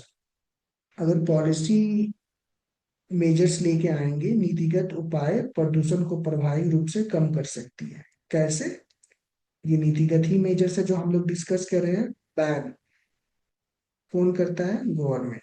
Government क्या है, पॉलिसीज लेके आई। ठीक है, पॉलिसीज लेके आई प्रमोट करने के लिए, फिर क्या लेके आई, स्प्रेड कर रही है क्या, अवेयरनेस। फिर उसके बाद गवर्नमेंट क्या कर रही है, इनकरेज। ये सारे 2 लाइन 3 लाइन में गवर्नमेंट पॉलिसी मेजर्स पे ही बात हो रहा है। ठीक है, गवर्नमेंट को आना होगा, ठीक है, गवर्नमेंट को करना होगा, government should promote, government should ban, government should spread awareness, government should encourage eco friendly alternatives to reduce pollution. ठीक है, 1 घंटा सेशन को होने वाला है, आप लोग यहाँ पे लगे हुए हैं किस लिए? उसके पीछे एक ही है, क्योंकि रीडिंग कॉम्प्रिहेंशन में मार्क्स लेके आना है, सीसेट इज रेगुलर, सीसेट में इम्प्रूव करना है। 1 घंटे से पूरा कहानी हम लोग सुन रहे हैं, देख रहे हैं, लेकिन उसका एजम्पशन क्या है, फैक्ट क्या है, कौन एक ऐसा चीज है जो आपको 1 घंटे से मुझे सुनने के लिए मजबूर कर रहा है? क्या है कि सीसेट में अच्छा मार्क्स लेके आना है। ठीक है, तो ये ये जो एजम्पशन है ना, ये पैसेज में नहीं मिलेगा, जाके खोजते रह जाओगे। अनस्टेटेड बिलीफ, अव्याख्या, अनकहा, ठीक है, अनकहा, लेकिन उसी पे सारा बेस्ड है। ठीक है, जैसे मान लीजिए जैसे हम बोल रहे हैं कि लड़कियों को पढ़ाना चाहिए, इक्वल राइट्स देना चाहिए, लड़कों से ज्यादा लड़कियों पे ज्यादा मेहनत करना चाहिए, और बात आई फाइनेंशियल एलोकेशन पे, तो लड़कियों को अच्छे स्कूल में पढ़ाना चाहिए, लड़कों के साथ साथ बहुत जगह लड़कियों को अच्छे स्कूल में नहीं दाखिला दिया जाता, अभी बहुत इम्प्रूवमेंट है। लेकिन मैं ऐसे बोल रहा हूँ, 4 5 लाइन आपको बोल रहा हूँ, मैं खुद से बोल रहा हूँ कि जैसे मैं स्टार्ट कर रहा हूँ बोलना, 4 लाइन में बोलना चाहता हूँ कि लड़कियों को बराबरी का मौका देना चाहिए, अच्छे स्कूल में लड़कों के साथ मतलब पढ़ाना चाहिए, मतलब मान लीजिए मेरा एक बेटा है एक बेटी है, तो दोनों के लिए एक स्कूल होना चाहिए। ठीक है, कोई भेदभाव नहीं होना चाहिए, और संपत्ति का जो वितरण है वो बराबर भागों में होना चाहिए। ठीक है, मैं इतना बोल दिया। अब उसके बाद हम आपसे पूछें कि एजम इतना तो बोल दिया, और मान लेते हैं यहाँ पे लिख चुका है, लेकिन एजम्पशन बोला जाएगा, तो आप एजम्पशन मेरे कहे हुए शब्दों में जाके खोजेंगे तो नहीं मिलेगा, आपको मेरे माइंड में का की खोजना होगा, कि मैंने वो 5 लाइन 4 लाइन जो बोला, तो मेरी धारणा किस तरफ है। मेरी धारणा ये है कि जेंडर इक्वालिटी, ठीक है, वुमेन एम्पावरमेंट, ठीक है, इक्वल अपॉर्चुनिटीज टू गर्ल्स, ये एजम्पशन है मेरे दिमाग में, ये बैठा हुआ है तभी बोला हूं। अगर मान लीजिए कोई अगर बोलने वाला है, बोल रहा है कि नहीं, लड़की तो पराया धन होती है, वो आज नहीं तो कल दूसरे घर में चली जाएगी, और लड़का अपने साथ रहता है, बुढ़ापा का सहारा होता है हमें, अगर हमारे पास रिसोर्सेज कम है तो लड़कों को अच्छी स्कूल में पढ़ाना चाहिए, और लड़की को अगल बगल की स्कूल में पढ़ाना चाहिए। लड़की तो चली जाएंगी, फिर उसके बाद लड़कियों की सिक्योरिटी की भी डर होती है, ठीक है, ये वो, लड़कियां 10 लाख भी कमाएंगी तो वो अपने ससुराल में चली जाएंगी। ये 4 लाइन किसी ने बोला, मैं नहीं बोल रहा हूँ, किसी ने ये 4 लाइन बोला। तो इसमें जाके आप एजम्पशन खोजोगे तो नहीं मिलेगा, एजम्पशन उसके माइंड में क्या बैठा हुआ है, क्या अनस्टेटेड फैक्ट है, उससे ही पता चलेगा। एजम्पशन मतलब सोच। ठीक है, ये तीसरा पैसेज है, तो हम लोग समराइज करते हैं। तो उसकी मानसिकता क्या है, कि उसकी मानसिकता जेंडर इक्वालिटी नहीं है, फेमिनिस्ट वो नहीं है, वुमेन एम्पावरमेंट को वो इम्पोर्टेंस नहीं देता। एजम्पशन और पूरा पैसेज का भार उसी पर है। मैंने जो इससे पहले बोला था जेंडर इक्वालिटी के बारे में, तो जेंडर इक्वालिटी वर्ड उस पैसेज का धरातल था, उसी पे वो पैसेज खड़ा था। और सेकंड वाला जो वार्ता बोला कि नहीं, वुमेन को या गर्ल्स को प्रेफरेंस नहीं, बॉयज को प्रेफरेंस देना चाहिए, तो वो संकीर्ण मानसिकता, ये भी आ सकता है जंक्शन में। तो हम लोग चलिए एक बार देखते हैं। ठीक है, तो यहाँ पे समझ में आ गया, चलिए यहाँ पे डिफरेंस थोड़ा देख लेते हैं। कोरोलरी और हम लोग जंक्शन दो चीज पढ़ लिए हैं। कोरोलरी बोलता है logical in inevitable outcome that directly follows from the fact, तर्कसंगत और अनिवार्य परिणाम जो किसी तथ्य से सीधे उत्पन्न हो जाता है। धूम्रपान करेंगे, फेफड़ा में फेफड़ा हमारा खत्म होगा, सिंपल सा बात है। ठीक है, और ब्लैक कॉफी पियेंगे तो बॉडी डिटॉक्सिनेट होगा, ठीक है, डिटॉक्सिफाई करेंगे। ग्रीन टी पियेंगे तो ऐसे करेंगे, धूम्रपान करेंगे तो हम अपने हेल्थ को नुकसान करेंगे। तो कोरोलरी क्या होगा, कि हमारा हेल्थ डेटोरिएट होगा। एजम्पशन क्या है, कोई लड़का सिगरेट पी रहा है तो उसके दिमाग में आ रहा है सिगरेट तो भाई हीरो पीता है, ठीक है, सिगरेट अपना स्वैग है। Unstated belief, on which an argument depends, वह छुपी हुई धारणा जिस पर तर्क आधारित होती है, छुपी हुई धारणा, बताया नहीं गया होता है पैसेज में।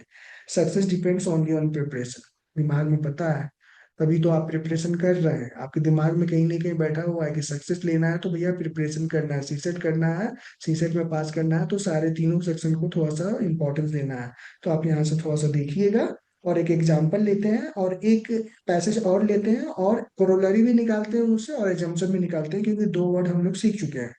ए government launches a nation wide skill development programme to train youth, सरकार लॉन्च करती है युवाओं को प्रशिक्षित करने, रोजगार क्षमता बढ़ाने और उभरते क्षेत्रों में उद्यमिता को समर्थन देने के लिए एक राष्ट्रीय कौशल विकास कार्यक्रम, नेशनल स्किल, ठीक है, इम्प्रूव एम्प्लॉयबिलिटी और support entrepreneurship in emerging sector. उल्टा सीधा हो गया, फिर से हिंदी एक बार पढ़ लेते हैं। सरकार युवाओं को प्रशिक्षित करने, रोजगार क्षमता बढ़ाने और उभरते क्षेत्रों में उद्यमिता को समर्थन देने के लिए एक राष्ट्रीय कौशल विकास कार्यक्रम शुरू करती है। ठीक है, तो कोरोलरी और एजम्स, कोरोलरी क्या होगा, करने से क्या होगा, ठीक है, ये सब करने से क्या होगा, व्हाट विल फॉलो। आप खुद से क्वेश्चन पूछ सकते हैं कि ये जो सरकार कर रही है इससे क्या होगा, क्या फायदा होगा। Employment opportunity are likely to increase, रोजगार के अवसर बढ़ाने की संभावना है, क्योंकि कौशल विकास कार्यक्रम उन लोगों को कौशल प्रदान करेगा जो अकौशल है। अगर कौशल हम हो जाते हैं, स्किल्ड अगर एम्प्लॉयड हैं हम, तो हमारी सैलरी अच्छी मिलेगी, वर्किंग आवर, सारा फैसिलिटी, सोशल सिक्योरिटी, ये सारी चीजें मिलेगी। तो कौशल अगर हमें, मुझे एक स्किल आता है लेकिन मैं चार स्किल आता है, तो कहीं भी जाऊं और कहीं भी जाएंगे तो मुझे लोग हायर करना प्रीफर करेंगे कि एक आदमी चार लोगों का काम कर सकता है। तो कौशल से क्या होगा, एम्प्लॉयमेंट अपॉर्चुनिटी इंक्रीज होगी। जो व्हाट विल फॉलो, क्या होगा, कोरोलरी मतलब क्या होगा ये सब करने से। ठीक है, आपको ही प्रिपरेशन करते करते बोर हो गए, घर में फोन करें कि नहीं करेंगे प्रिपरेशन, क्या होगा, तो घर वाले समझाएंगे बेटा पढ़ लो, नहीं तो फिर ठीक है, क्या क्या ही बोले, तो मार्केट में इधर घूमना पड़ेगा। ठीक है, एजम्पशन, एजम्पशन इसमें नहीं बताया गया है, इसमें लिखा हुआ मिलेगा नहीं, लेकिन ये जो भी लिखा है, जो भी लिखा है उसके दिमाग में वो चीज बैठा हुआ है। क्या, कि स्किल ट्रेनिंग इनहांसेस एम्प्लॉयबिलिटी, तभी वो सरकार को बोल रहा है कि कौशल विकास कार्यक्रम शुरू करिए, क्योंकि कौशल विकास कार्यक्रम रोजगार क्षमता को बढ़ाता है। ऑप्शन में पूछेगा एजम्पशन, और सॉरी ऑप्शन बोल रहे हैं, क्वेश्चन में पूछेगा व्हाट इज द एजम्पशन, क्या पूर्व धारणा है, ये भी रहेगा और ये भी रहेगा, दोनों ऑप्शन रहेगा, दोनों आपको क्लोज लगेगा। और दो रहेगा कि एक में कैन नॉट यूज कर देगा, एक में इम्पॉसिबल और नॉट इम्पॉसिबल वर्ड यूज कर देगा, दो तो आप इलिमिनेट कर लोगे, दो तो इलिमिनेट कर लोगे, कॉमन सेंस से भी इलिमिनेट कर लोगे। ठीक है, 20 में से 10 पैसेज तो आराम से सही कर लोगे, बिना लॉजिक का, बिना पढ़े लिखे कुछ भी कर लोगे। लेकिन 24, 25, 23 तक जाने के लिए आपको थोड़ा सा मेहनत करना पड़ेगा। तो ये दोनों स्टेटमेंट आपके पास आ जाएगा, तो फिर आपको वहां पे डिसाइड करना पड़ेगा कि कोरोलरी कौन है, एजम्पशन कौन है। अगर आप एजम्पशन नहीं छाट पाए तो एटलीस्ट कोरोलरी आप पहचान लिए, तो आप इसको इलिमिनेट कर दोगे, एजम्पशन पे टिक करके चलते बनोगे। स्किल ट्रेनिंग इनहांसेस एम्प्लॉयबिलिटी, ये एजम्पशन इसलिए है क्योंकि इसमें मेंशन नहीं है कि स्किल ट्रेनिंग करने से ये होगा। ठीक है, और तो मुझे लगता है कि यहाँ तक क्लैरिटी हो गई है आप लोगों को। बोलिए, हाँ कुछ तो बोलिए जी। Yes, sir. जी सर। तो क्या करना है, स्टिकी नोट या छोटा सा कागज में आपको स्टडी टेबल के सामने ये चिपका के रखना है। कितना आप प्रीलिम्स दीजिएगा, आप लोग कितना स्ट्रगल करिएगा, मजाक नहीं, हमें मतलब सोचना पड़ रहा है कि आप लोग हमसे ज्यादा मेहनत कर रहे हैं। तो कितना मेहनत, इसी इसी बार एग्जाम को निकाल के फेंक फाक के रैंक वैंक लेके निकलिए, आप लोग घूमने जाइए लबासना। स्टिकी नोट पे अपने स्टडी टेबल के सामने चिपका के रखिए कोरोलरी। दिन में 4 बार पूछ लीजिए कोरोलरी का मतलब क्या समझती हूँ मैं, क्या समझता हूँ मैं। ठीक है, चलिए। एक एग्जांपल और लेते हैं और लिया हुआ है यहाँ पे, और कोरोलरी और एग्जम्पशन, संभावना और एजम्पशन का मतलब पूर्वधारणा। ठीक है, चलिए पढ़ते हैं। रैपिड अर्बनाइजेशन इंक्रीजेज वेकुलर इमिशन, तेजी से हो रही शहरीकरण वाहनों से होने वाले उत्सर्जन को बढ़ाता है। रिड्यूसेस ग्रीन स्पेस, हरित क्षेत्रों को कम करता है क्योंकि जंगल की कटाई होती है। स्ट्रेन्स वाटर रिसोर्सेज, पानी जल संसाधनों पर दबाव डालता है। जनरेट्स एक्सेसिव वेस्ट, अत्यधिक कचरा उत्पन्न करता है। ठीक है, शहर में जान ही रहे, शहर में रहते हैं आप लोग। Putting severe pressure on air quality, शहरों के वायु की गुणवत्ता आपको पता ही है। ठीक है, biodiversity and overall logical imbalances in cities, और जैव विविधता और समग्र परिस्थितिक संतुलन पर गंभीर प्रभाव पड़ता है, इकोलॉजिकल इम्बैलेंस होता है। ठीक है, ये सारा चीज है। इससे क्या होगा? ठीक है, या इसको थोड़ा सा रिदमिक में पूछ सकते हैं, क्या ही होगा, क्या होगा, जो उल्टा हो जाएगा, क्या होगा इस, क्या होगा, क्या इसका क्वेश्चन बन रहा है, क्या होगा। ठीक है, क्वेश्चन पूछ लीजिए क्या होगा इससे, तो आपको कोरोलरी मिल जाएगा। Urban environmental condition will deteriorate, शहरी पर्यावरण स्थिति बिगड़ेगी। जब इतना सारा चीज होगा तो सुधरेगा तो नहीं, बिगड़ेगा ही। अब आपको एजम्पशन निकालना है, तो आप ये देखिए कि ये जो बंदा लिखा है, जो ऑर्डर ये सारी चीजों को लिखा है, तो उसके दिमाग में क्या ऐसी बात थी। इसमें तो नहीं, इसमें खोजने की जरूरत नहीं है, इसमें देखना झांकना भी नहीं है। ठीक है, कि यहाँ पे कुछ मिल जाएगा, लेकिन ये सारा चीज लिखा है तो उसके माइंड में क्या चल रहा था। ठीक है, यही चल रहा था, urban growth directly impacts ecological balance, शहरी विकास पारिस्थितिक संतुलन को प्रभावित करता है। कहीं पे भी डेवलपमेंट होगा तो वहां पे इकोलॉजिकल बैलेंस डिस्टर्ब उसके दिमाग में है। रैपिड अर्बनाइजेशन से वेहिकुलर इमिशन होगा, फिर रिड्यूसेस ग्रीन गैस होगा। सही बोल रहा है, आप खुद सोच कर देखिए। ठीक है, क्लियर हुआ? आगे बढ़ा जाए।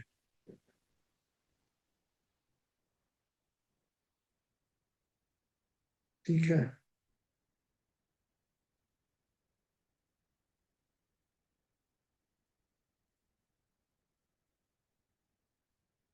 चलिए, तो आगे बढ़े, आगे बढ़े यस या सर। मतलब आपको कोई। Yes sir, yes sir. ठीक है, इन्फ्रेंस, इन्फ्रेंस, इन्फ्रेंस मतलब निष्कर्ष, और स्टार्टिंग में ही मैंने बताया। Inference, reader, readers eye view, आपका नजरिया। रीडर कौन है? हम हैं और यू हैं, मी एंड यू, हम लोग, रीडर हम लोग हैं। ठीक है, अब जब हम इसके बाद हम इम्प्लाई पढ़ेंगे, हम इम्प्लाई पढ़ेंगे, तो उसमें क्या होगा, ऑर्डर का आएगा। तो उस समय जब पढ़ेंगे तो उस समय उसको देखेंगे, अभी इसको देख लेते हैं। An inference is a logical conclusion, logical, सारा चीज लॉजिकल होना चाहिए। Logical conclusion derive from given information, जो गिवन इंफॉर्मेशन है ना उसी से डिराइव करना है, अपना नॉलेज नहीं लेके आना, 30 मार खान नहीं बनना है। ठीक है, आप बहुत पढ़ चुके हो इकोलॉजी, इन्वायरमेंट साइंस, जो भी पैसेज आएगा उस पैसेज से ज्यादा आपके पास इंफॉर्मेशन रहेगा। तो आपको क्या नहीं बनना है, सियाना नहीं बनना है, स्मार्ट नहीं बनना है। गिवन इंफॉर्मेशन, जो इंफॉर्मेशन दिया है उसी इंफॉर्मेशन को कंसीडर करना है, अपना दिमाग नहीं लगाना है। जो भी आपके पास नॉलेज है, इंफॉर्मेशन है, एआई के बारे में पैसेज आ गया, पूरा एआई के बारे में आप पढ़ के जग गए वो विजन से इधर उधर से, अपना दिमाग नहीं लगाना है। जितना इंफॉर्मेशन दिया उसी इंफॉर्मेशन का यूज करना है। Now it is not explicitly stated in the passage, लेकिन ये पैसेज में एक्सप्लिसिटली नहीं रहता, लेकिन derive from the given information, information जो दिया रहता है उसी से हम लोग क्लू लेते हैं, क्लू लेंगे और हम लोग लॉजिकल कंक्लूजन डिराइव करेंगे। इन्फ्रेंस वह तर्कसंगत निष्कर्ष है जो गंधास में स्पष्ट रूप से नहीं लिखा होता है। एजम्पशन में तो बिल्कुल ही नहीं लिखा रहता है, यहाँ पे ये बोल रहा है स्पष्ट रूप से नहीं लिखा रहता, क्लू होता है। ठीक है, क्लू होता है, अगर आप पैसेज में जाके खोजोगे तो आपको कुछ कुछ चीज मिल जाएगी इन्फ्रेंस, लेकिन एजम्पशन में पैसेज में जाके पीछे मुड़ के देखना भी फिजूल टाइम, मतलब वो टाइम वेस्ट होगा।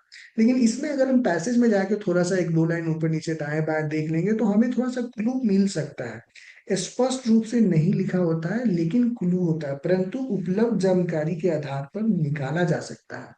यानी एक दो कीवर्ड्स वगैरह देख के हम इन्फ्रेंस निकाल सकते हैं, और ये मेरा पर्सपेक्टिव है। ठीक है, हम, क्योंकि निकाला जा सकता है, क्योंकि निकाला कौन निकालेगा कौन, जो पढ़ेगा वो निकालेगा, पढ़ेगा कौन, हम रीडर, हम और आप रीडर हैं। ठीक है, लॉजिकल कंक्लूजन निकालना है, क्लू रहेगा, गिवन इंफॉर्मेशन, अस्पष्ट जानकारी रहेगी।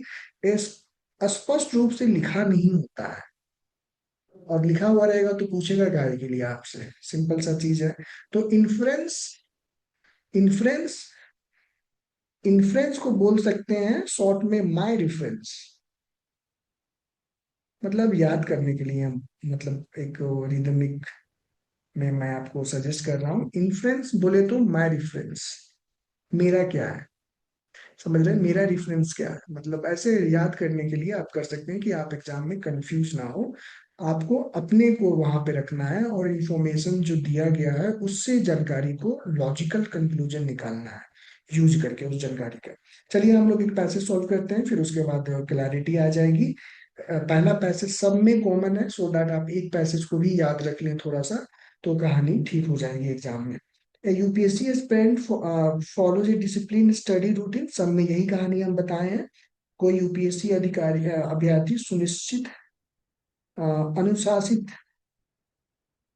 ठीक है,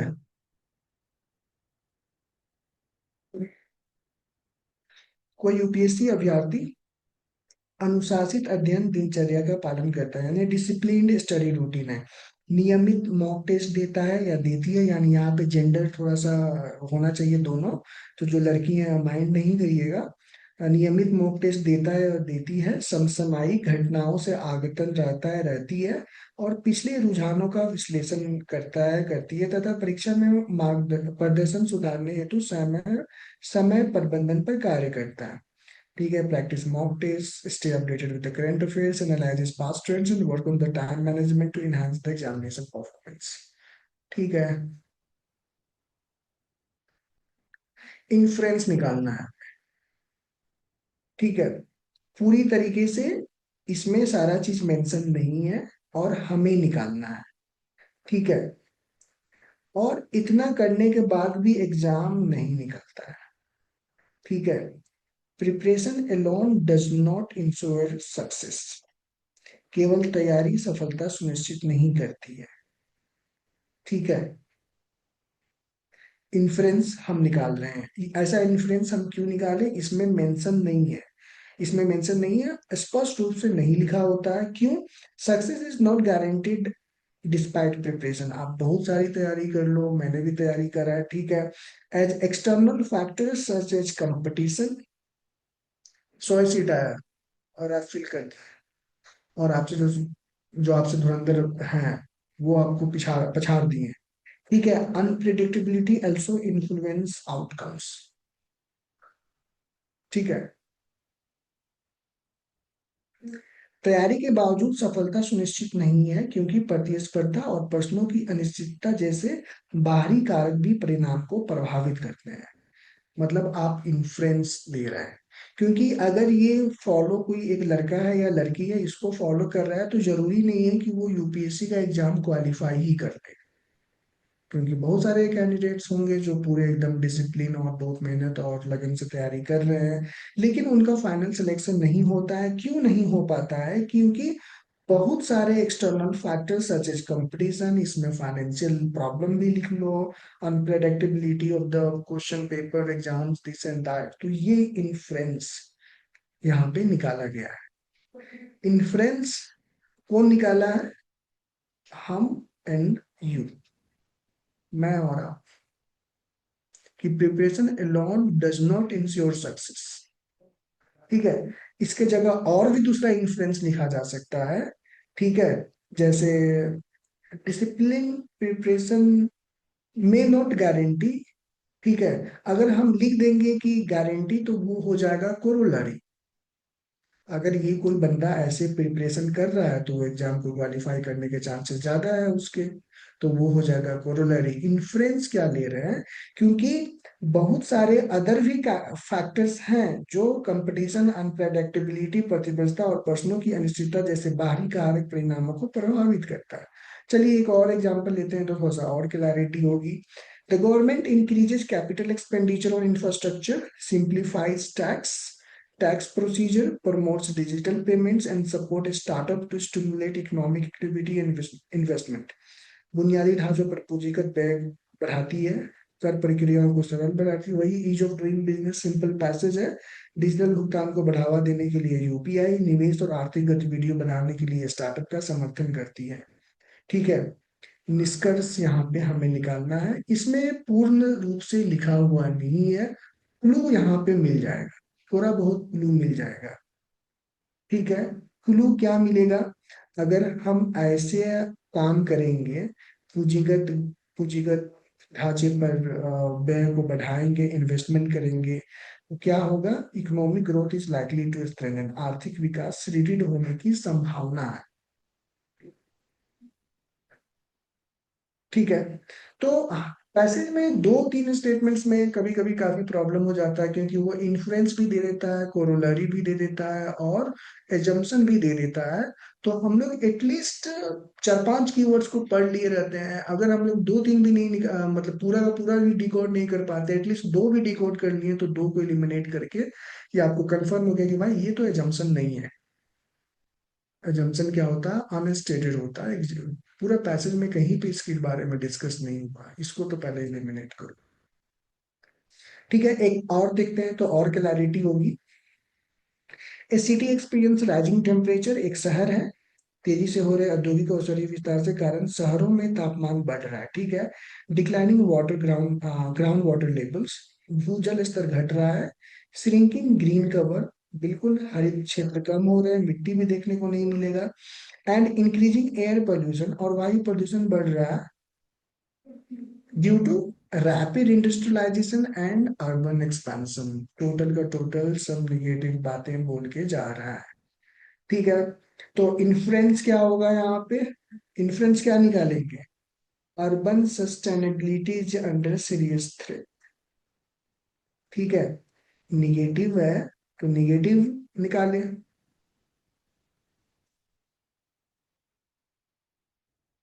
पॉजिटिव है तो पॉजिटिव निकालें, गेटिंग माय पॉइंट।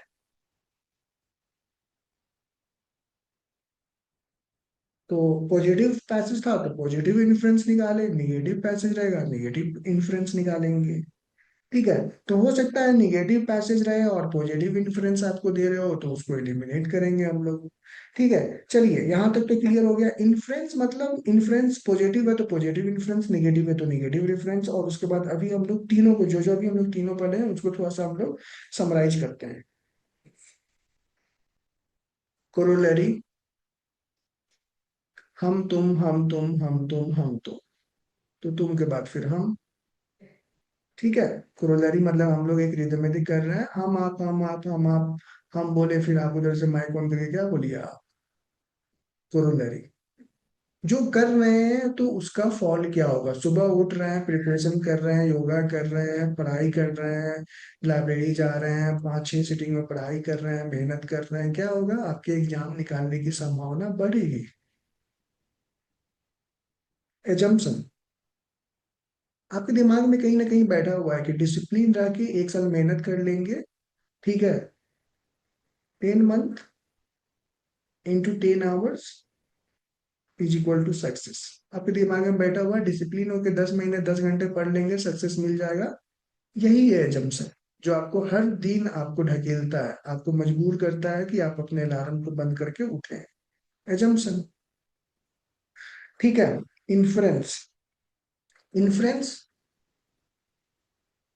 आपको देख के दूसरा कोई इन्फ्रेंस निकाल रहा है, ठीक है, आपके अंकल बोल रहे हैं यार, अपने बेटे को समझा रहे हैं, देखो उधर दिल्ली में मेहनत कर रहा है, पिताजी के पास पैसा भी नहीं है फिर भी भेज रहे हैं, जितना जरूरत है उतना भी नहीं भेज पाते, लेकिन वो पढ़ रहा है, तैयारी कर रहा है, स्ट्रगल कर रहा है। तो जो दिख रहा है उसके हिसाब से निगेटिव देख रहे हैं तो निगेटिव इन्फ्लुएंस निकाल रहा है।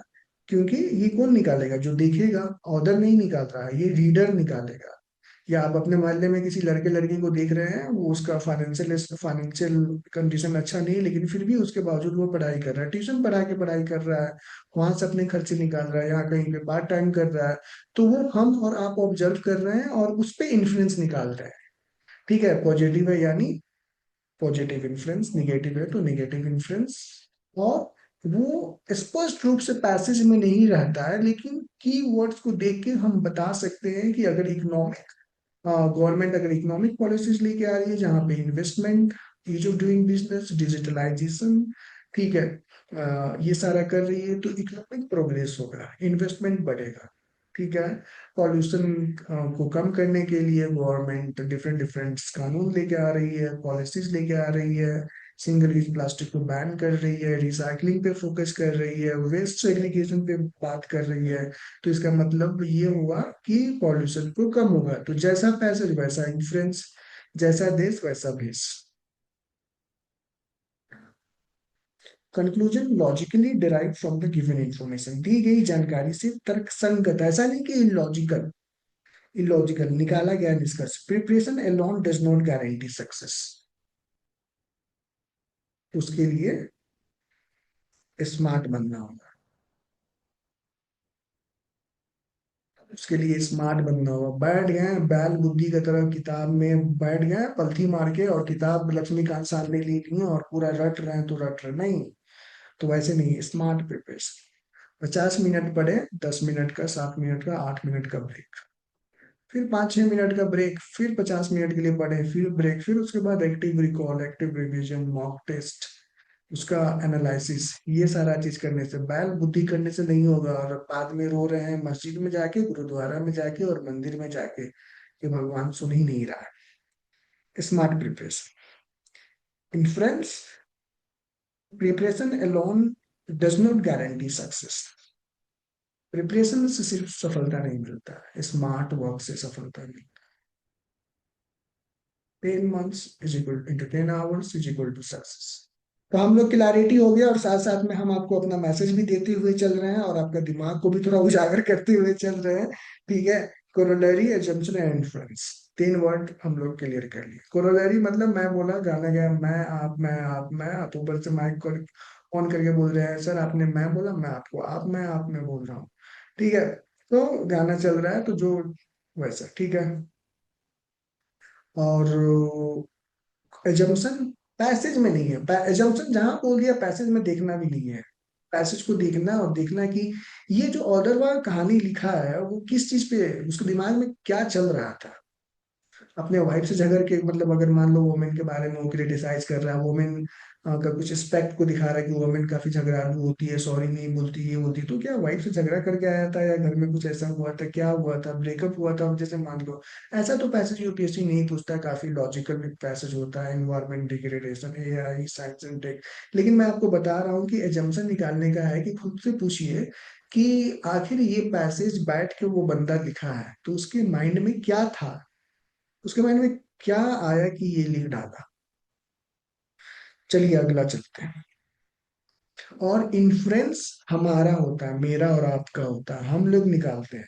और इम्प्लाय ऑर्डर का होता है, निहितार्थ।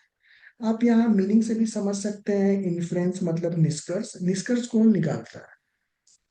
ठीक है, हमने एक आर्टिकल लिखा, आप उस पर अपना निष्कर्ष दे रहे हैं, मैं निष्कर्ष कैसे दे सकता हूँ, आप पढ़े, आपको कैसा लगा, अच्छा रिव्यू।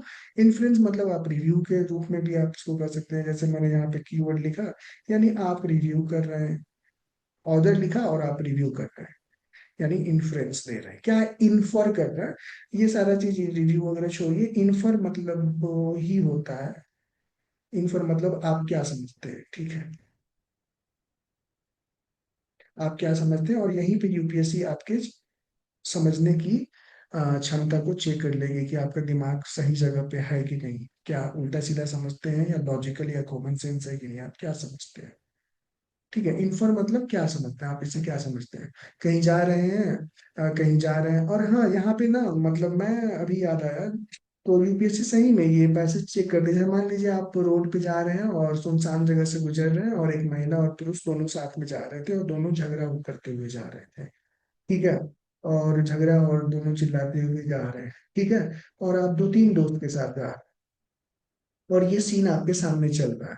एक दोस्त बोलेगा कि गर्लफ्रेंड बॉयफ्रेंड जा रहे हैं, ठीक है, दूसरा बोलेगा हस्बैंड वाइफ जा रहे हैं, तीसरा बोलेगा यार वो लड़की लड़के पे बहुत ज्यादा चिल्ला रही थी, फिर अगला वाला बोला कि यार वो लड़का बहुत ज्यादा एग्रेसिव था लड़की पर, ठीक है, इस तरीके से बिहेव नहीं करना चाहिए। तीसरा बोलेगा अगर वो हस्बैंड वाइफ थे तो सड़क पर नहीं लड़के अपने घर में लड़ना चाहिए, ठीक है।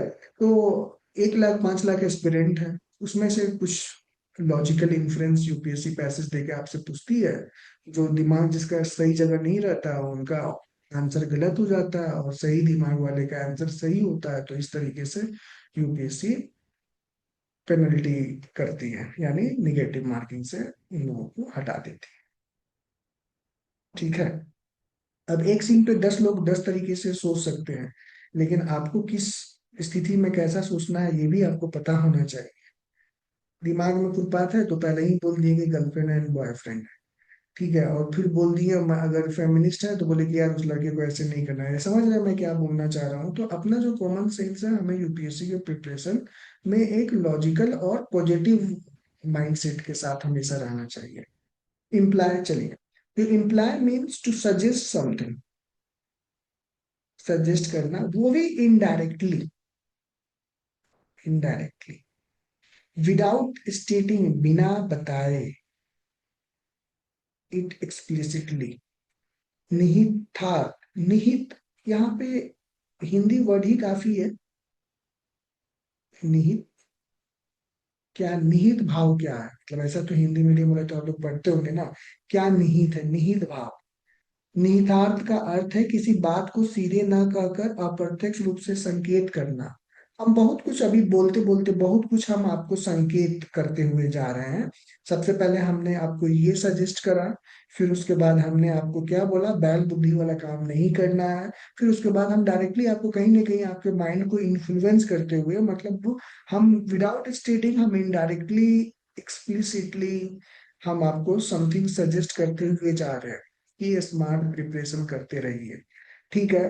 तो नियतार्थ का अर्थ है किसी बात को सीधे ना करके, कौन सीधा नहीं कहेगा, ऑदर, लेखक, लेखक आपको नहीं बोलेगा धूम्रपान मत करो, धूम्रपान करने से फेफड़ा खराब होगा, बस वो आपको बोलेगा, ऑदर बोलेगा कि धूम्रपान करना सेहत के लिए हानिकारक है, और हर 5 में से ऐसे आपको डाटा ला के दे देगा, हर 5 में से 4 लोग अपनी जो लाइफ एक्सपेक्टेंसी है, जो संभावता जीने की उम्र है, वो उसको 5 साल 10 साल घटा देते हैं अगर 1 साल तक धूम्रपान करते हैं। अगर मैं धूम्रपान करता हूँ तो ऑर्डर ने मुझे इनडायरेक्टली वो मुझे मना कर दिया कि मत करो धूम्रपान, क्योंकि तुम अपने लाइफ के 10 साल खो दोगे। कहना क्या चाहते हो? बिल्कुल।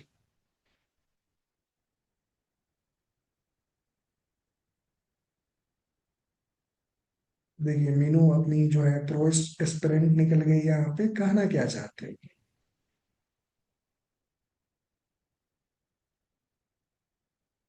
रिप्लाई, कहना क्या चाहते हो, सीधा बोलो, ठीक है, इधर उधर छोड़ो, इनडायरेक्टली छोड़ो, डायरेक्टली बोलो कहना क्या चाहते हो, ठीक है। तो काफी अच्छा है एकदम, बहुत पंची हो गया, और डायरेक्टली ये निकाल दे रहा है कोड कि कहना क्या चाहते हो। कौन किससे पूछ रहा है, ऑर्डर से बोल रहे हो, जो पैसेज लिखा है परिच्छेद ही लिखा है, ठीक है। चलिए एक पैसेज पढ़ते हैं, फिर उसके बाद हम लोग थोड़ा सा क्लैरिटी आएगी। A UPSC aspirant follow discipline study routine, वही वाला घूम फिरा के अपना एक पैसेज आ रहा है, सब में कॉमन है। कोई यूपीएससी अधिकारी अनुशासित अध्ययन दिनचर्या का पालन करता है, ठीक है। प्रैक्टिस इज मॉक टेस्ट देता है, stay updated with the current affairs, समसामयिक घटनाओं से अद्यतन रहता है, पिछले वर्षों का प्रश्न का विश्लेषण करता है, previous years question and develop effective time management strategy to improve examination performance, और समय प्रबंधन का प्रभावी रणनीतियां विकसित करता है ताकि प्रदर्शन बेहतर हो सके। हम लोग पढ़ चुके हैं। क्या कहना क्या चाहते हो? डायरेक्टली हम लोग उससे पूछ लो, कहना क्या चाहते हो? Hard work alone may not be sufficient for success। ठीक है, केवल परिश्रम सफलता के लिए पर्याप्त नहीं हो सकता है। ठीक है, उसके लिए हमें क्या करना होगा? उसके लिए हमें क्या करना होगा? Practise mock test, stay updated with current affairs, analyse previous years question, develop effective time management, improve examination performance. Time management पूरा हार्ड वर्क कर लिया और 2 घंटे में क्वेश्चन को कैसे कंप्लीट करना है पता ही नहीं है, गए और छोड़ के क्वेश्चन आ गए, बाहर निकल के बोल रहे सर 5 क्वेश्चन तो बबल ही नहीं कर पाए, हम OMR में फिल ही नहीं कर पाए। तो हार्ड वर्क अलोन में नॉट बी सफिशियंट।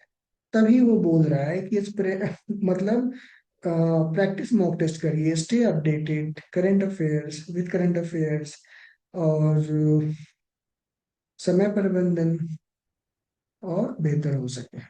समझ में आ रहा है कहना क्या चाहता है? यही कहना चाहता है, केवल परिश्रम सफलता के लिए पर्याप्त नहीं हो सकता। थोड़ा सा क्लैरिटी नहीं आई, एक पैसेज और देखते हैं तो और भी समझ में आएगा हम लोग को। ठीक है, पहली बार पढ़ रहे हैं, समझ में नहीं आ रहा, कोई बात नहीं। ठीक है, 2-3 एग्जाम्पल देखेंगे, क्लैरिटी हो जाएगी। और ये स्टडी टेबल के सामने बस ये 4-5 कीवर्ड लिख के चिपका देना है, और 2-3 बार दिन में खुद से पूछ लेना है कि इम्प्लाय का मतलब क्या समझे। देखो, 2 ही क्वेश्चन और 3 ही क्वेश्चन से फेल करोगे आप लोग, और ये कर लोगे तो 2-3-4-5 क्वेश्चन यहीं से आ जाएगा जो कि आपको रोक देगा। पिछले बार भी तो यही हुआ था, 2-3 ही क्वेश्चन से सारा चीज गड़बड़ाता है। तो ये एक्सरसाइज कर लेंगे, 4-5 क्वेश्चन हमारा सीसेट में बढ़ जाएगा। अगला पढ़ते हैं, government increases investment in artificial intelligence research. ठीक है, कृत्रिम बुद्धिमत्ता अनुसंधान में गवर्नमेंट निवेश करती है, इंक्रीज करती है। Promote semi conductor manufacturing, semi conductor निर्माण को प्रोत्साहित करती है। Strengthen cyber security framework, cyber सुरक्षा ढांचे को मजबूत करती है। ठीक है, encourage innovation through startup incubation centre to enhance technological competitiveness, और स्टार्टअप इंक्यूबेशन के माध्यम से नवाचार, यानी नवाचार को क्या बोलते हैं? इनोवेशन, इनोवेशन को बढ़ावा देती है। ठीक है, तो हम डायरेक्ट इससे बोल सकते हैं कि इसमें निहित क्या है। ठीक है, निहित क्या है? तो तो आपके दिमाग में आएगा बहुत सारा चीज, कोरोलरी आएगा। तो कोरोलरी का मतलब होगा, तो आपके दिमाग में अगर कोरोलरी होगा तो आप बोलेंगे नहीं ये तो कोरोलरी है। इससे क्या होगा? तो कोरोलरी अगर हम यहाँ पे लिखना चाहें तो ये सारा चीज होगा। तो आर्टिफिशियल इंटेलिजेंस में गवर्नमेंट इन्वेस्टमेंट को अट्रैक्ट करना चाह रही है। ठीक है, सेमीकंडक्टर के बारे में भी बात यहाँ पे करा गया है। तो एक मतलब जो डिपेंडेंट है दूसरे देश पे वो भी कम करना चाहती है, कोरोलरी। ठीक है, एजम्पशन क्या है? एजम्पशन जो इसमें बिल्कुल मेंशन नहीं है कि it the investment in technological development is the backbone of any economy. ये लिखा हुआ नहीं है लेकिन मैं खुद से बना रहा हूँ कि ये एजम्पशन लिख दिए। इन्फ्लुएंस क्या ले सकते हैं कि दीज आर मतलब ये जो भी स्टेप्स ले रही है, अनुसंधान में निवेश, सेमीकंडक्टर निर्माण में प्रोत्साहित, साइबर सुरक्षा ढांचे को मजबूत करना, स्टार्टअप इंक्यूबेशन के माध्यम से नवाचार को बढ़ाना, ये हम लोग क्या कर सकते हैं कि इससे रोजगार में भी उत्पन्न होगा, रिसर्च एंड डेवलपमेंट में भारत की रैंकिंग जाएगी पर ऐसे कर सकते हैं। लेकिन निहतार थोड़ा सा डिफिकल्ट हो जाता है निकालना। डिफिकल्ट ये हो जाता है क्योंकि ये ऑर्डर्स का माइंड होता है, लेखक के माइंड, लेखक के माइंड पे हम लोग डिपेंडेंट हो जाते हैं। ठीक है, लेखक के माइंड पे डिपेंडेंट हो जाते हैं, और ये इनडायरेक्टली सजेस्ट करता है विदाउट स्टेटिंग एक्सप्लिसिटली, ये पूर्ण रूप से नहीं बोलता है। ठीक है, यह बात को सीधे ना कहकर अप्रत्यक्ष रूप से संकेत देता है, और उस संकेत को पहचानना है। तो इम्प्लाय थोड़ा सा हमारे लिए डिफिकल्ट हो जाता है, लेकिन अगर हमारे पास ऑप्शन अगर रहेगा ABCD, अगर ये ऑप्शन रहेगा तो फिर हमारे लिए इम्प्लाय को पहचानना इजी हो जाएगा, क्योंकि हम कोरोलरी को पहचान लेंगे तो उसको एलिमिनेट कर देंगे, एजम्पशन को पहचान लेंगे और इन्फ्रेंस को देख लेंगे तो पहचान लेंगे।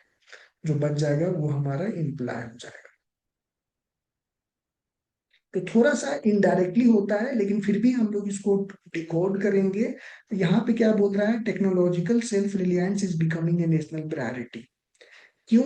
क्योंकि ये सही निकाला गया हुआ, आप थोड़ा सा इस पे ध्यान देंगे, सेमीकंडक्टर में हम दूसरे पे आश्रित हैं, चाइना पे डिपेंडेंट है। साइबर सिक्योरिटी फ्रेमवर्क में हम दूसरे पे हैं, डाटा वगैरह हमारा ये लेके जा रहा वो लेके जा रहा, साइबर सिक्योरिटी लोग उतना स्ट्रेंथन नहीं है। इनोवेशन स्टार्टअप अब धीरे धीरे आ रहा है, लेकिन हम लोग गलगोटिया यूनिवर्सिटी का आप एग्जांपल देख लो, चाइना का रोबोट मंगा के अपना इनोवेशन यानी नवाचार नहीं है। ठीक है, स्टार्टअप है, 90% स्टार्टअप शुरू के 1 साल में ही फेल हो जाते हैं। ठीक है, इनहेंस टेक्नोलॉजी, टू इनहेंस, ये सारा चीज किया जा रहा है टू इनहेंस टेक्नोलॉजिकल कम्पिटिटिवनेस। ठीक है, तथा स्टार्टअप इंक्यूबेशन, इन सारे के माध्यम से नवाचार को बढ़ावा देना है। जो भी कर लो, ये सब सारा चीज बोल बच्चन जो हो चुका है, ये सारे को हटा दो। ये सारा चीज क्यों कर रहे हैं, कहना क्या चाहते हो? कहना यही चाहते हैं कि जो भी चीज हम बोल रहे हैं उनके माध्यम माध्यम से नवाचार, नवाचार को क्या हम बोले थे, इनोवेशन, इंग्लिश में इनोवेशन बोलते हैं, नवाचार, इनोवेशन को हम लोग बढ़ावा देना चाहते हैं। ठीक है, इनोवेशन को बढ़ावा देंगे तो टेक्नोलॉजिकल सेल्फ रिलायंस हो जाएगी। अगर मान लो आपको इम्प्लाय निकालना भी नहीं आ रहा है और आप कंफ्यूज हो जा रहे हैं, तो आप ऑप्शन से निकाल, ऑप्शन को देख के बता सकते हो कि ये ऑप्शन में, पैसेज में इनडायरेक्टली मेंशन नहीं है, लेकिन ये बोल रहा है कि नवाचार को बढ़ावा देना है। नवाचार को बढ़ावा देंगे तो हम लोग क्या करेंगे, सेमीकंडक्टर, साइबर सिक्योरिटी और जो भी चीजें हैं उनके लिए हम दूसरे पे निर्भर नहीं करेंगे। तो बस मतलब हमें समझ लेना है। एक और हम लोग एग्जाम्पल देखेंगे, कहना क्या चाहते हो, अगर नहीं निकाल पा रहे हैं तो हम लोग ऑप्शन से भी वहां पे डिकोड कर लेंगे। लेकिन आपको इतना ये पता होना चाहिए, to imply means suggest something indirectly which is not stated in the passage. अब इतना पता होना चाहिए, नहीं तो आप पता चल रहा है 2 मिनट जाके पैसेज को दोबारा पढ़ के टाइम बर्बाद कर दिए। हम लोग जब वो कल परसों से जब पैसेज स्टार्ट करेंगे तो पैसेज को हम लोग थोड़ा सा भी इज्जत नहीं देंगे, डायरेक्ट हम लोग क्वेश्चन में जाएंगे। ज्यादा से ज्यादा 2 लाइन ऊपर पैसेज का पढ़ेंगे, 2 लाइन नीचे पैसेज का पढ़ेंगे, सो दैट हमें मूल भाव पता चल जाएगा कि ये आर्टिफिशियल इंटेलिजेंस पे बात कर रहा है, या इन्वायरमेंट डिग्रेडेशन पे, या इन्वायरमेंट कंजर्वेशन पे, या पॉल्यूशन इनहांस करने की बात करें या डिक्रीज करने की बात करें। तो हम लोग पैसेज को कभी भी वैल्यू नहीं देंगे। तो पैसेज में जाके हम लोग इम्प्लाय को खोजेंगे कि कहाँ पे मेंशन है डायरेक्टली या वर्ड, तो नहीं मिलेगा। वो फ्यूटाइल एक्सरसाइज है, वो एक्सरसाइज करने से अपना नुकसान होगा। विदाउट स्टेटिंग इट एक्सप्लिसिटली, पैसेज में एक्सप्लिसिटली मैसेज नहीं रहेगा, 1-2 वर्ड तो मिल ही जाएगा, लेकिन पैसेज में हम लोग जाके अपना टाइम बर्बाद नहीं करेंगे। उससे अच्छा है क्या करेंगे, हम लोग ऑप्शन पे ड्रिल, ऑप्शन को ड्रिल करेंगे, ऑप्शन में पता करेंगे। चलो भाई, आपको इम्प्लाय समझ में नहीं आया, इन्फ्रेंस समझ में आया, आपको कोरोलरी समझ में आया, एजम्पशन समझ में आया। ये एजम्पशन है नहीं है, कोरोलरी है नहीं है, पूछ क्या रहा है, इम्प्लाय। इन दोनों को एलिमिनेट कर दिए, यही दोनों में से होगा हमारा आंसर, क्योंकि नहीं है, ना ही एजम्पशन है ना ही कोरोलरी है। ठीक है, चलिए एक और स्टेटमेंट, एक और पैसेज लेते हैं, फिर क्लैरिटी और भी होगी। Researchers researchers are developing advanced vaccines. Researcher का काम यही है, यूजिंग जीनोम एडिटिंग टूल्स। ठीक है, शोधकर्ता उत्पन्न टीकों का विकास कर रहे हैं, उन्नत टीकों यानी डेवलप्ड, जीन संपादन तकनीकों का प्रयोग कर रहे हैं यानी जीनोम एडिटिंग टूल्स। निदान में कृत्रिम बुद्धिमत्ता को शामिल कर रहे हैं, और artificial intelligence in diagnostic, diagnostic में यानी किस बीमारी को पहचानने में आर्टिफिशियल इंटेलिजेंस का यूज कर रहे हैं। एक्सपैंडिंग टेलीमेडिसिन सर्विसेज, मान लो मणिपुर में डॉक्टर अच्छे नहीं है तो दिल्ली से बैठ के ही डॉक्टर ऑनलाइन वहाँ पे हेल्थ केयर डिलीवरी सिस्टम और डिजीज मैनेजमेंट को देख ले रहे हैं। स्वास्थ्य सेवाओं को बेहतर बनाने के लिए टेलीमेडिसिन का विस्तार कर रहे हैं। तो आपको पता भी होना चाहिए टेलीमेडिसिन क्या है। ठीक है, तो निहितार्थ क्या है, आपको समझ में आ रहा है? रिसर्च एंड एडवांस वैक्सीन पे रिसर्च कर रहे हैं, AI का भी यूज कर रहे हैं, advanced vaccine research, genome editing tools यानी again advance, artificial intelligence diagnostic में यूज कर रहे हैं, ठीक है, टेलीमेडिसिन सर्विस को कर रहे हैं। कहना क्या चाहते हैं, ठीक है, ये बोल रहा है, कहना यही चाहता है कि traditional health care method alone may not be sufficient in the future, इसलिए that's why we need to do develop advance vaccine, genome editing, artificial intelligence को लेके और टेलीमेडिसिन का यूज करो। भविष्य में केवल पारंपरिक स्वास्थ्य पद्धति पर्याप्त नहीं होगी, we need to invest in this tools. यही कहना चाहता है इनडायरेक्टली।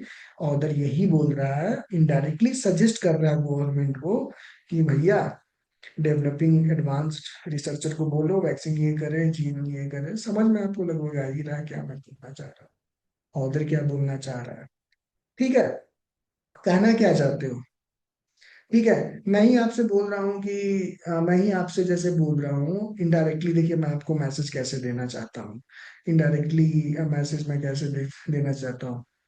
मान लीजिए मैं किसी में आप लोग में से किसी का नाम, जैसे हम लोग नाम ले लेते हैं आइटिल, आइटिल को मैं बोल रहा हूँ कि 30 डेज बच गए हैं प्रीलिम्स के, अच्छे से तैयारी करो। आप 5 साल से, मतलब don't take it personally, X Y Z ले लेते हैं, एक्स वाई जेड हमारा एस्पिरेंट है और वो उसको मैं ये इनडायरेक्ट सजेशन दे रहा हूँ कि 4 साल से तैयारी कर रहे हो, 80 दिन बच गए हैं, अच्छे से मेहनत करो, सारा चीज को साइड करो और और PYQ एनालिसिस करो, ठीक है, मॉक दो, एनालिसिस करो, सीसैट को फोकस करो, होता है तो ठीक है, नहीं तो आप प्रोग्रामिंग पे फोकस करो, प्रोग्रामिंग पे फोकस करो। इनडायरेक्टली मैं उसको ये सजेस्ट कर रहा हूँ कि एक तो मैं बोल रहा हूँ उसकी प्रोग्रामिंग पे फोकस करो, यानी वो इंजीनियरिंग का स्टूडेंट है, आपको डायरेक्टली आपको ये समझ में आना जाना चाहिए, कॉमन सेंस है कि मैं उसको बोल रहा हूँ प्रोग्रामिंग या कोडिंग, प्रोग्रामिंग चलो थोड़ा सा टफ हो गया, कोडिंग पे फोकस, उसके बाद कोडिंग पे फोकस करो। तो इनडायरेक्टली मैं ये बोल रहा हूँ कि एक तो मैं ये हाईलाइट कर रहा हूँ कि 4-5 साल से तैयारी कर रहे हो, अच्छे से 80-82 दिन है लगा दो, नहीं होता है तो प्रोग्रामिंग पे फोकस करो, यानी यूपीएससी को छोड़ने की मैं बात कर रहा हूँ, आपको थोड़ा सा ध्यान से समझना होगा। और एक चीज मैं ओरिएंटेशन से, मतलब उस दिन लाइव सेशन में मैं नहीं बता पाया आप लोगों को, सबसे पहले फोकस करिए रीडिंग कॉम्प्रिहेंशन से ही स्टार्ट करने। सी सेट में जब आप करिए, मतलब अगर आप ऑलरेडी अपने पैटर्न से कंफर्टेबल हैं जैसा आप स्टार्ट करते हैं, लेकिन अगर आप नए नए हैं तो आप रीडिंग कॉम्प्रिहेंशन से स्टार्ट करिए, क्योंकि ये 15 से मैक्सिमम 20 मिनट में आपका काम खत्म कर देगा। बाकी जो टाइम बच गया उसको दोनों सेक्शन कर, 15 से 20 मिनट से ज्यादा समय नहीं लगने वाला है अगर आप लोग एक हफ्ता भी डायरेक्ट क्लास कर लिए तो। चलिए आगे चलते हैं। तो यही बोल रहा था कि traditional health care method alone may not be sufficient in the future, that's why we need to invest. Researchers are developing advanced vaccine and using genome editing tools and artificial intelligence in diagnostic। ये तो काफी revolutionary है, ये doctor जो human doctor से उससे ज्यादा, ये मैं देख रहा था अभी यूट्यूब पे, तो ज्यादा इंपॉर्टेंट है। चलिए आगे एक और ले लेते हैं, यहाँ पे 4 लिया गया है, थोड़ा सा ये टफ था तो एक मैंने ज्यादा और ले लिया। और इनडायरेक्टली मैं यहाँ पे कुछ बोलना चाह रहा हूँ पैसेज 4 में। शिवम, शिवम नाम का एक लड़का है, शिवम एक लड़का है और वो यूपीएससी एस्पिरेंट है, एक यूपीएससी अभ्यर्थी है। ऑब्जर्व हिज फ्रेंड हामिद, वो अपने दोस्त जिसका नाम हामिद है solving previous year questions daily, वो अपने मित्र हामिद को प्रतिदिन पीवाईक्यू हल करते हुए देखता है, ठीक है। One day their mentor remarks, एक दिन उनके मेंटर कहते हैं जो लोग नियमित रूप से पिछले वर्षों के प्रश्नों का विश्लेषण करते हैं वो परीक्षा पैटर्न को बेहतर समझते हैं। उनका मेंटर आया बीच में और बोला कि those who regularly analyse past year questions understands exam pattern better, क्योंकि पीवाईक्यू ही है जो बताता है यूपीएससी का माइंडसेट। जैसे अगर preamble is the key to the mind of constitution constitution maker, उसी तरह हमारा पीवाईक्यू है। पीवाईक्यू क्या है, key to the mind of UPSC examiner. यह सुनकर जैद भी प्रतिदिन, जैद बगल में बैठा हुआ था और आफ्टर हियरिंग दिस, जैद नाम का लड़का है, वो हर दिन पीवाईक्यू सॉल्व करना स्टार्ट कर देता है। तो सबसे स्मार्ट लड़का कौन हुआ, हम यहाँ पे सबसे दो स्मार्ट बंदे निकल के यहाँ पे आए। सबसे स्मार्ट बंदा तो मेंटर हुआ कि बिना बोले वो समझा दिया कि दो जो regularly analyse past year understand the exam patterns better, exam patterns को बेटर अगर अंडरस्टैंड करेंगे तो उसी के अनुकूल आप अपनी तैयारी करेंगे। शिवम स्मार्ट है, फिर उसके बाद हमिद तो अपना काम कर रहा था, लेकिन उससे भी ज्यादा, शिवम से ज्यादा भी स्मार्ट जैद हो गया, क्योंकि वो बस सुन के सारा चीज समझ लिया कि भैया पीवाईक्यू लगाना है। ठीक है। अब ऑर्डर यहाँ पे क्या कहना चाहता है? ठीक है, ठीक है, ठीक है। What does the passage imply? Imply refers in indirect suggestion. Suggestion क्या था? मेंटर का। मेंटर ने सजेस्ट करा। हिडन मीनिंग था, ठीक है, that is not explicitly stated but can be logically understood. आपको लग रहा है, आपको आप पूरा तरीके से नहीं बताया गया है, लेकिन एग्जामिनर सॉरी मेंटर यहाँ पे आया और उसका कोट एंड अनकोट में बात है। जो लोग नियमित रूप से पिछले वर्षों के प्रश्न को विश्लेषण करते हैं वो परीक्षा पैटर्न को बेहतर समझते हैं, ठीक है। तो कैन बी लॉजिकली अंडरस्टूड। तो यहाँ पे क्या है? हिडन मीनिंग है, that is not explicitly stated. Mentor ये नहीं बोल रहा है कि तुम पीवाईक्यू नहीं लगाओगे, पैटर्न को नहीं समझोगे तो फेल हो जाओगे, लेकिन वो बस पॉजिटिव वे में वो बोल रहा है कि वो परीक्षा पैटर्न को बेहतर समझते हैं जो एनालिसिस करते हैं। अब देखते हैं तीनों में क्या डिफरेंस है। अगर हम एजम्पशन के बारे में बात करें तो a belief on which the statement is based, ठीक है। धूम्रपान सेहत के लिए हानिकारक होता है। Tobacco kills human. Tobacco is injurious to health. Tobacco tobacco से कैंसर होता है, ठीक है। बिलीफ था, मतलब वो एजम्पशन था, मतलब ऑर्डर के माइंड में ये बैठा हुआ था, तो फिर वो टोबैको पे लेके आया, फिर और भी तरह के डिफरेंट डिफरेंट निकोटीन के बारे में बात कर रहा है। तो उसके दिमाग में बैठा हुआ था कि टोबैको किल्स ह्यूमन। फिर डब्ल्यूएचओ का डाटा लेके इसी पे पैसेज आया। डब्ल्यूएचओ का डाटा लेके आ जाएगा कि कैसे कैसे साउथ ईस्ट एशिया में ज्यादा लोग टोबैको कंज्यूम करते हैं, ये वो रिश्ता है।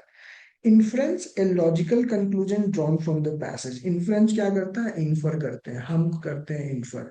इन्फ्रेंस मतलब निहितार्थ, ठीक है। इन्फ्रेंस मतलब निहितार्थ नहीं, इम्प्लाई मीन्स निहितार्थ। इन्फ्रेंस मतलब हिंदी में हम लोग इन्फ्रेंस को बोलते हैं निष्कर्ष। इन इम्प्लाई मीन्स निहित, ओके।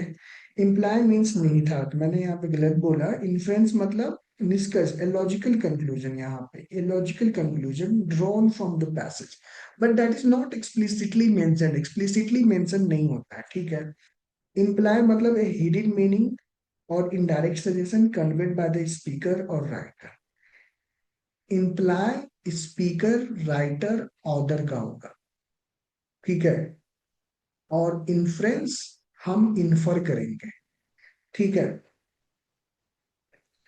यहाँ पे हम लोग चारों निकाल के देखेंगे ये वाले पैसेज से, ठीक है, जो हमने ऊपर में पैसेज पढ़ा है। अब इतना माइंड में रखना है और हम लोग थोड़ा सा देखेंगे चारों। हम लोगों ने पैसेज पढ़ा ये वाला, जैद वाला, शिवम, जैद एंड हामिद, ठीक है। हमने आपके थोड़े से माइंड को थोड़ा सा याद करवाया कि हम लोगों ने क्या पढ़ा था, ठीक है।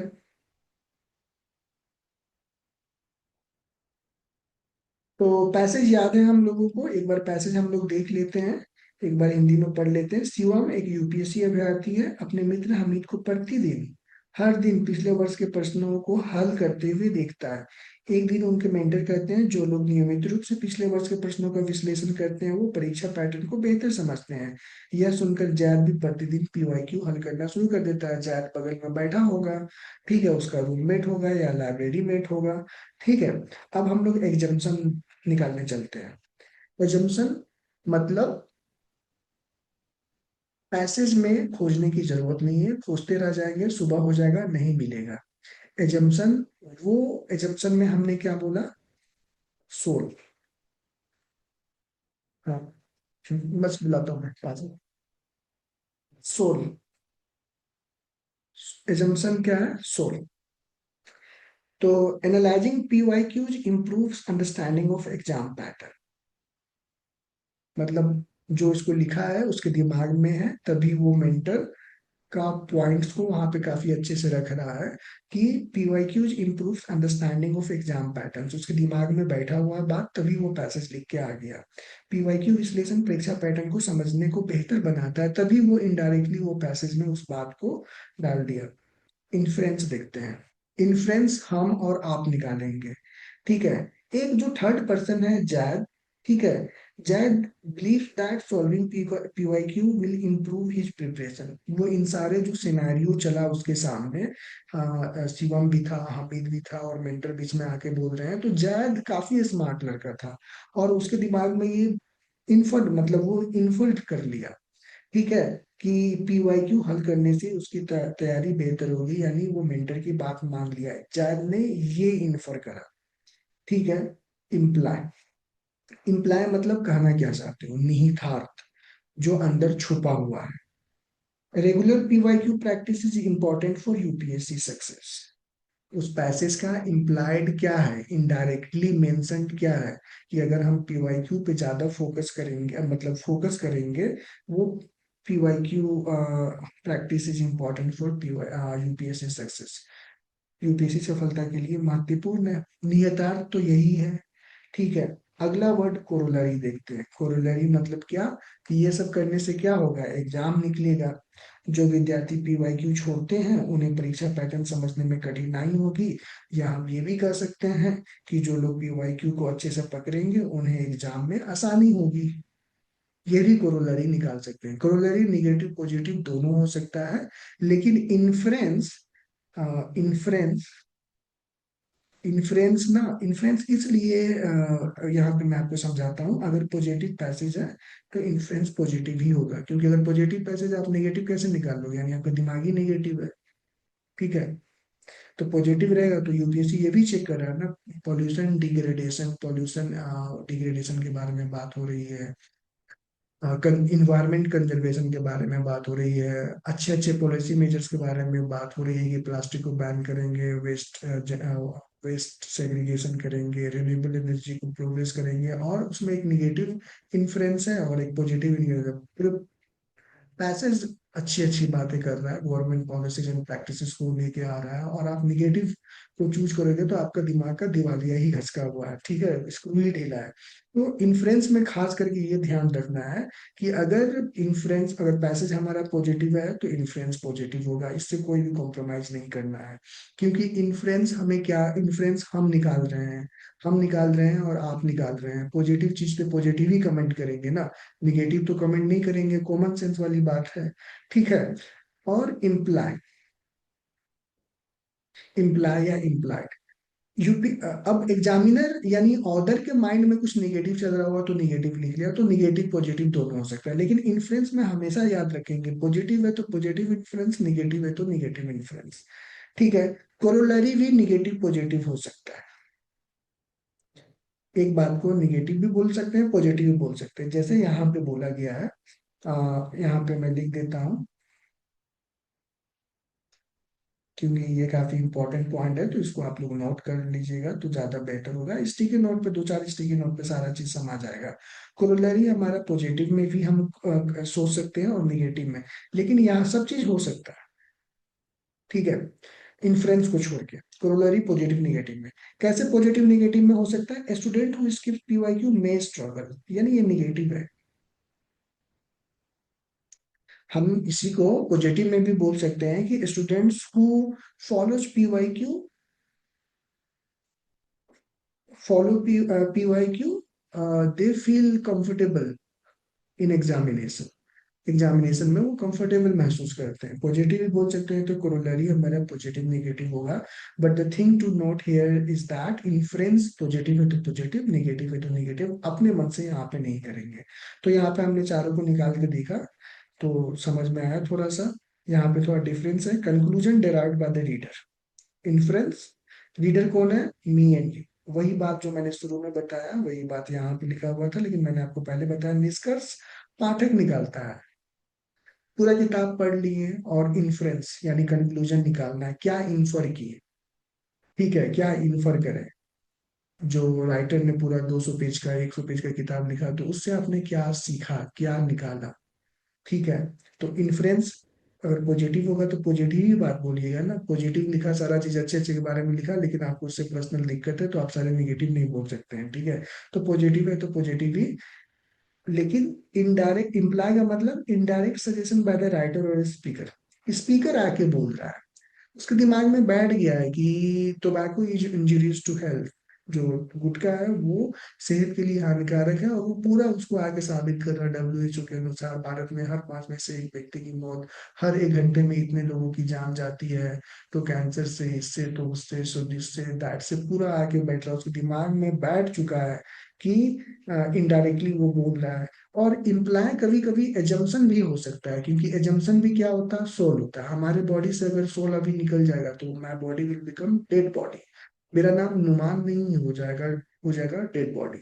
तो एजम्पशन के बारे में है, इम्प्लाय भी कभी कभी एजम्पशन हो सकता है। लेकिन जो क्वेश्चन बनाता है, कभी कभी क्वेश्चन बनाने वाले को भी कंफ्यूजन हो जाता है इन्फरेंस, इम्प्लाय, कोरोलरी और एजम्पशन में। तो हमें क्वेश्चन बनाने वालों से ज्यादा थोड़ा सा स्मार्ट होने की जरूरत है, क्योंकि उसको तो क्वेश्चन बनाने का पैसा मिल गया, अकाउंट में ट्रांसफर हो गया, वो चला गया। ठीक है, यहाँ पे बच्चे परेशान होंगे। तो आपको थोड़ा सा ये भी समझना होगा कि ठीक है, इन्फ्रेंस इन्फ्रेंस मिल गया, इन्फ्रेंस ये है, लेकिन पूछा है एजम्पशन, और ये कोरोलरी मिल गया, तो हमारा एजम्पशन इन दोनों में से कोई एक होगा। फिर उसके बाद हम लोग एग्जाम लाइक कंडीशन में जाके जब 2025, 24, 23 के क्वेश्चन सॉल्व करेंगे, तो उस स्थिति में कैसे निकल के आना है और सही टिक करना है। दो तो कोई भी कर लेता, मैंने भी अभी सेशन से 10 मिनट पहले मैं आ गया था, तो मैंने 2-3 क्वेश्चन सॉल्व करा, पेन दिलाने की कोशिश करी मैंने अपने टैग पे। तो मैं इसी तरह सॉल्व कर रहा था, 2 क्वेश्चन तो इजिली आप एलिमिनेट कर दोगे। ब्रेनस्टॉर्मिंग का कीवर्ड्स लगा के, निगेटिव रूल्स, और without, never, impossible, not possible. ठीक है, तो 2 ऑप्शन तो एलिमिनेट हो जाएगा। प्रॉब्लम यहाँ होता है 2 ऑप्शन में। तो ये जो हम लोग अभी तक 4 वर्ड पढ़े, ये काफी इंपॉर्टेंट है। और आगे हम लोग कल कंप्लीट करते हैं फिर, है ना, क्योंकि ज्यादा बोलने से गला में भी प्रॉब्लम हो रहा है। तो आगे हम लोग पढ़ेंगे सेंट्रल आइडिया, सेंट्रल आइडिया, मुख्य विचार। और फिर उसके बाद हम लोग समरी है, छोटा छोटा देख लेते हैं, 2 ही पेज होगा तो कर लेंगे। समसअप है तो टाइम लग जाएगा। फिर ये लास्ट में 2 पैसेज भी हमको पढ़ना है, और हम लोग एक एक करके डिस्कस करेंगे, एजम्पशन, इन्फ्रेंस, कोरोलरी, इम्प्लाई, इन पैसेज से। ये यूपीएससी स्टैंडर्ड का पैसेज मैंने चैट जीपीटी से डेवलप कराया है, और उसका हिंदी भी है, तो हम लोग फिर उसके बाद डिस्कस करेंगे। ठीक है, फिर उसके बाद 2 एग्जाम्पल हम लोग यहाँ पे डिस्कस करेंगे। फिर उसके बाद एजम्पशन भी निकालेंगे, इसी पैसेज का इन्फ्रेंस भी निकालेंगे, इसी पैसेज का कोरोलरी भी निकालेंगे, और इम्प्लाई भी निकालेंगे। तो आज का और कल का सेशन थोड़ा सा बोरिंग है, लेकिन ये आपको 4-5 नंबर दे देगा। अब आप खुद सोचिए कि पैसेज के नीचे लिखा है कोरोलरी, ठीक है, सेंट्रल आइडिया, और बोल रहा है कि एजम्पशन बताओ, और आपको एजम्पशन का पता नहीं है, और सिविल सर्विसेज का एग्जाम देने जा रहे हैं और जा रही हैं, कितना शर्म की बात है। कोई भी एस्पिरेंट को डायरेक्टिव वर्ड का मतलब ही नहीं मालूम है, और वो सीसेट का एग्जाम देने जा रहा है, डिस्पाइट की सीसेट सबको मार रहा है।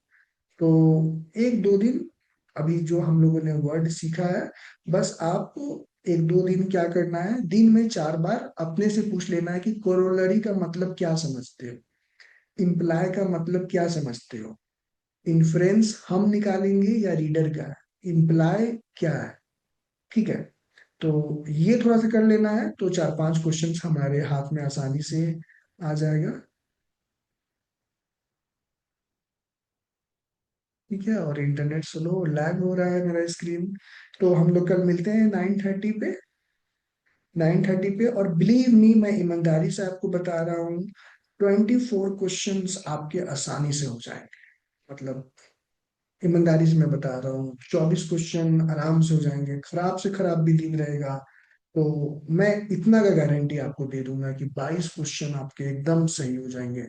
10 क्वेश्चन आपको लेके आने हैं मैथ रीजनिंग से, खराब से खराब स्थिति में सीसेट निकल जाएगा। सीसेट निकालने के लिए हमें चालाक, लोमड़ी, लोमड़ी भी बोल लीजिए, लोमड़ी की तरह हमें चालाक रहना होगा। उससे भी अगर कोई खराब जानवर, निगेटिव जानवर है, वो चला के उससे ज्यादा, तो वैसा ही हमें बिहेव करके अपना सीसेट निकालना होगा, क्योंकि CSAT is the game changer.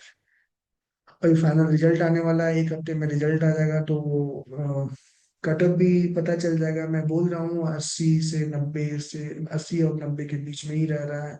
ठीक है, आपका 95 आ जाएगा, 92 आ जाएगा, 85 भी आ जाएगा, तो चांसेस रहेंगे क्वालिफाई करने का, लेकिन 66 आ जाएगा तो नहीं। तो 2-3 दिन, 2 दिन बस और चाहिए आपका, 2 दिन आप अच्छे से मेहनत कर लोगे तो आपका 22 नंबर, खराब से खराब स्टूडेंट हो तो 22 नंबर आराम से आ जाएगा।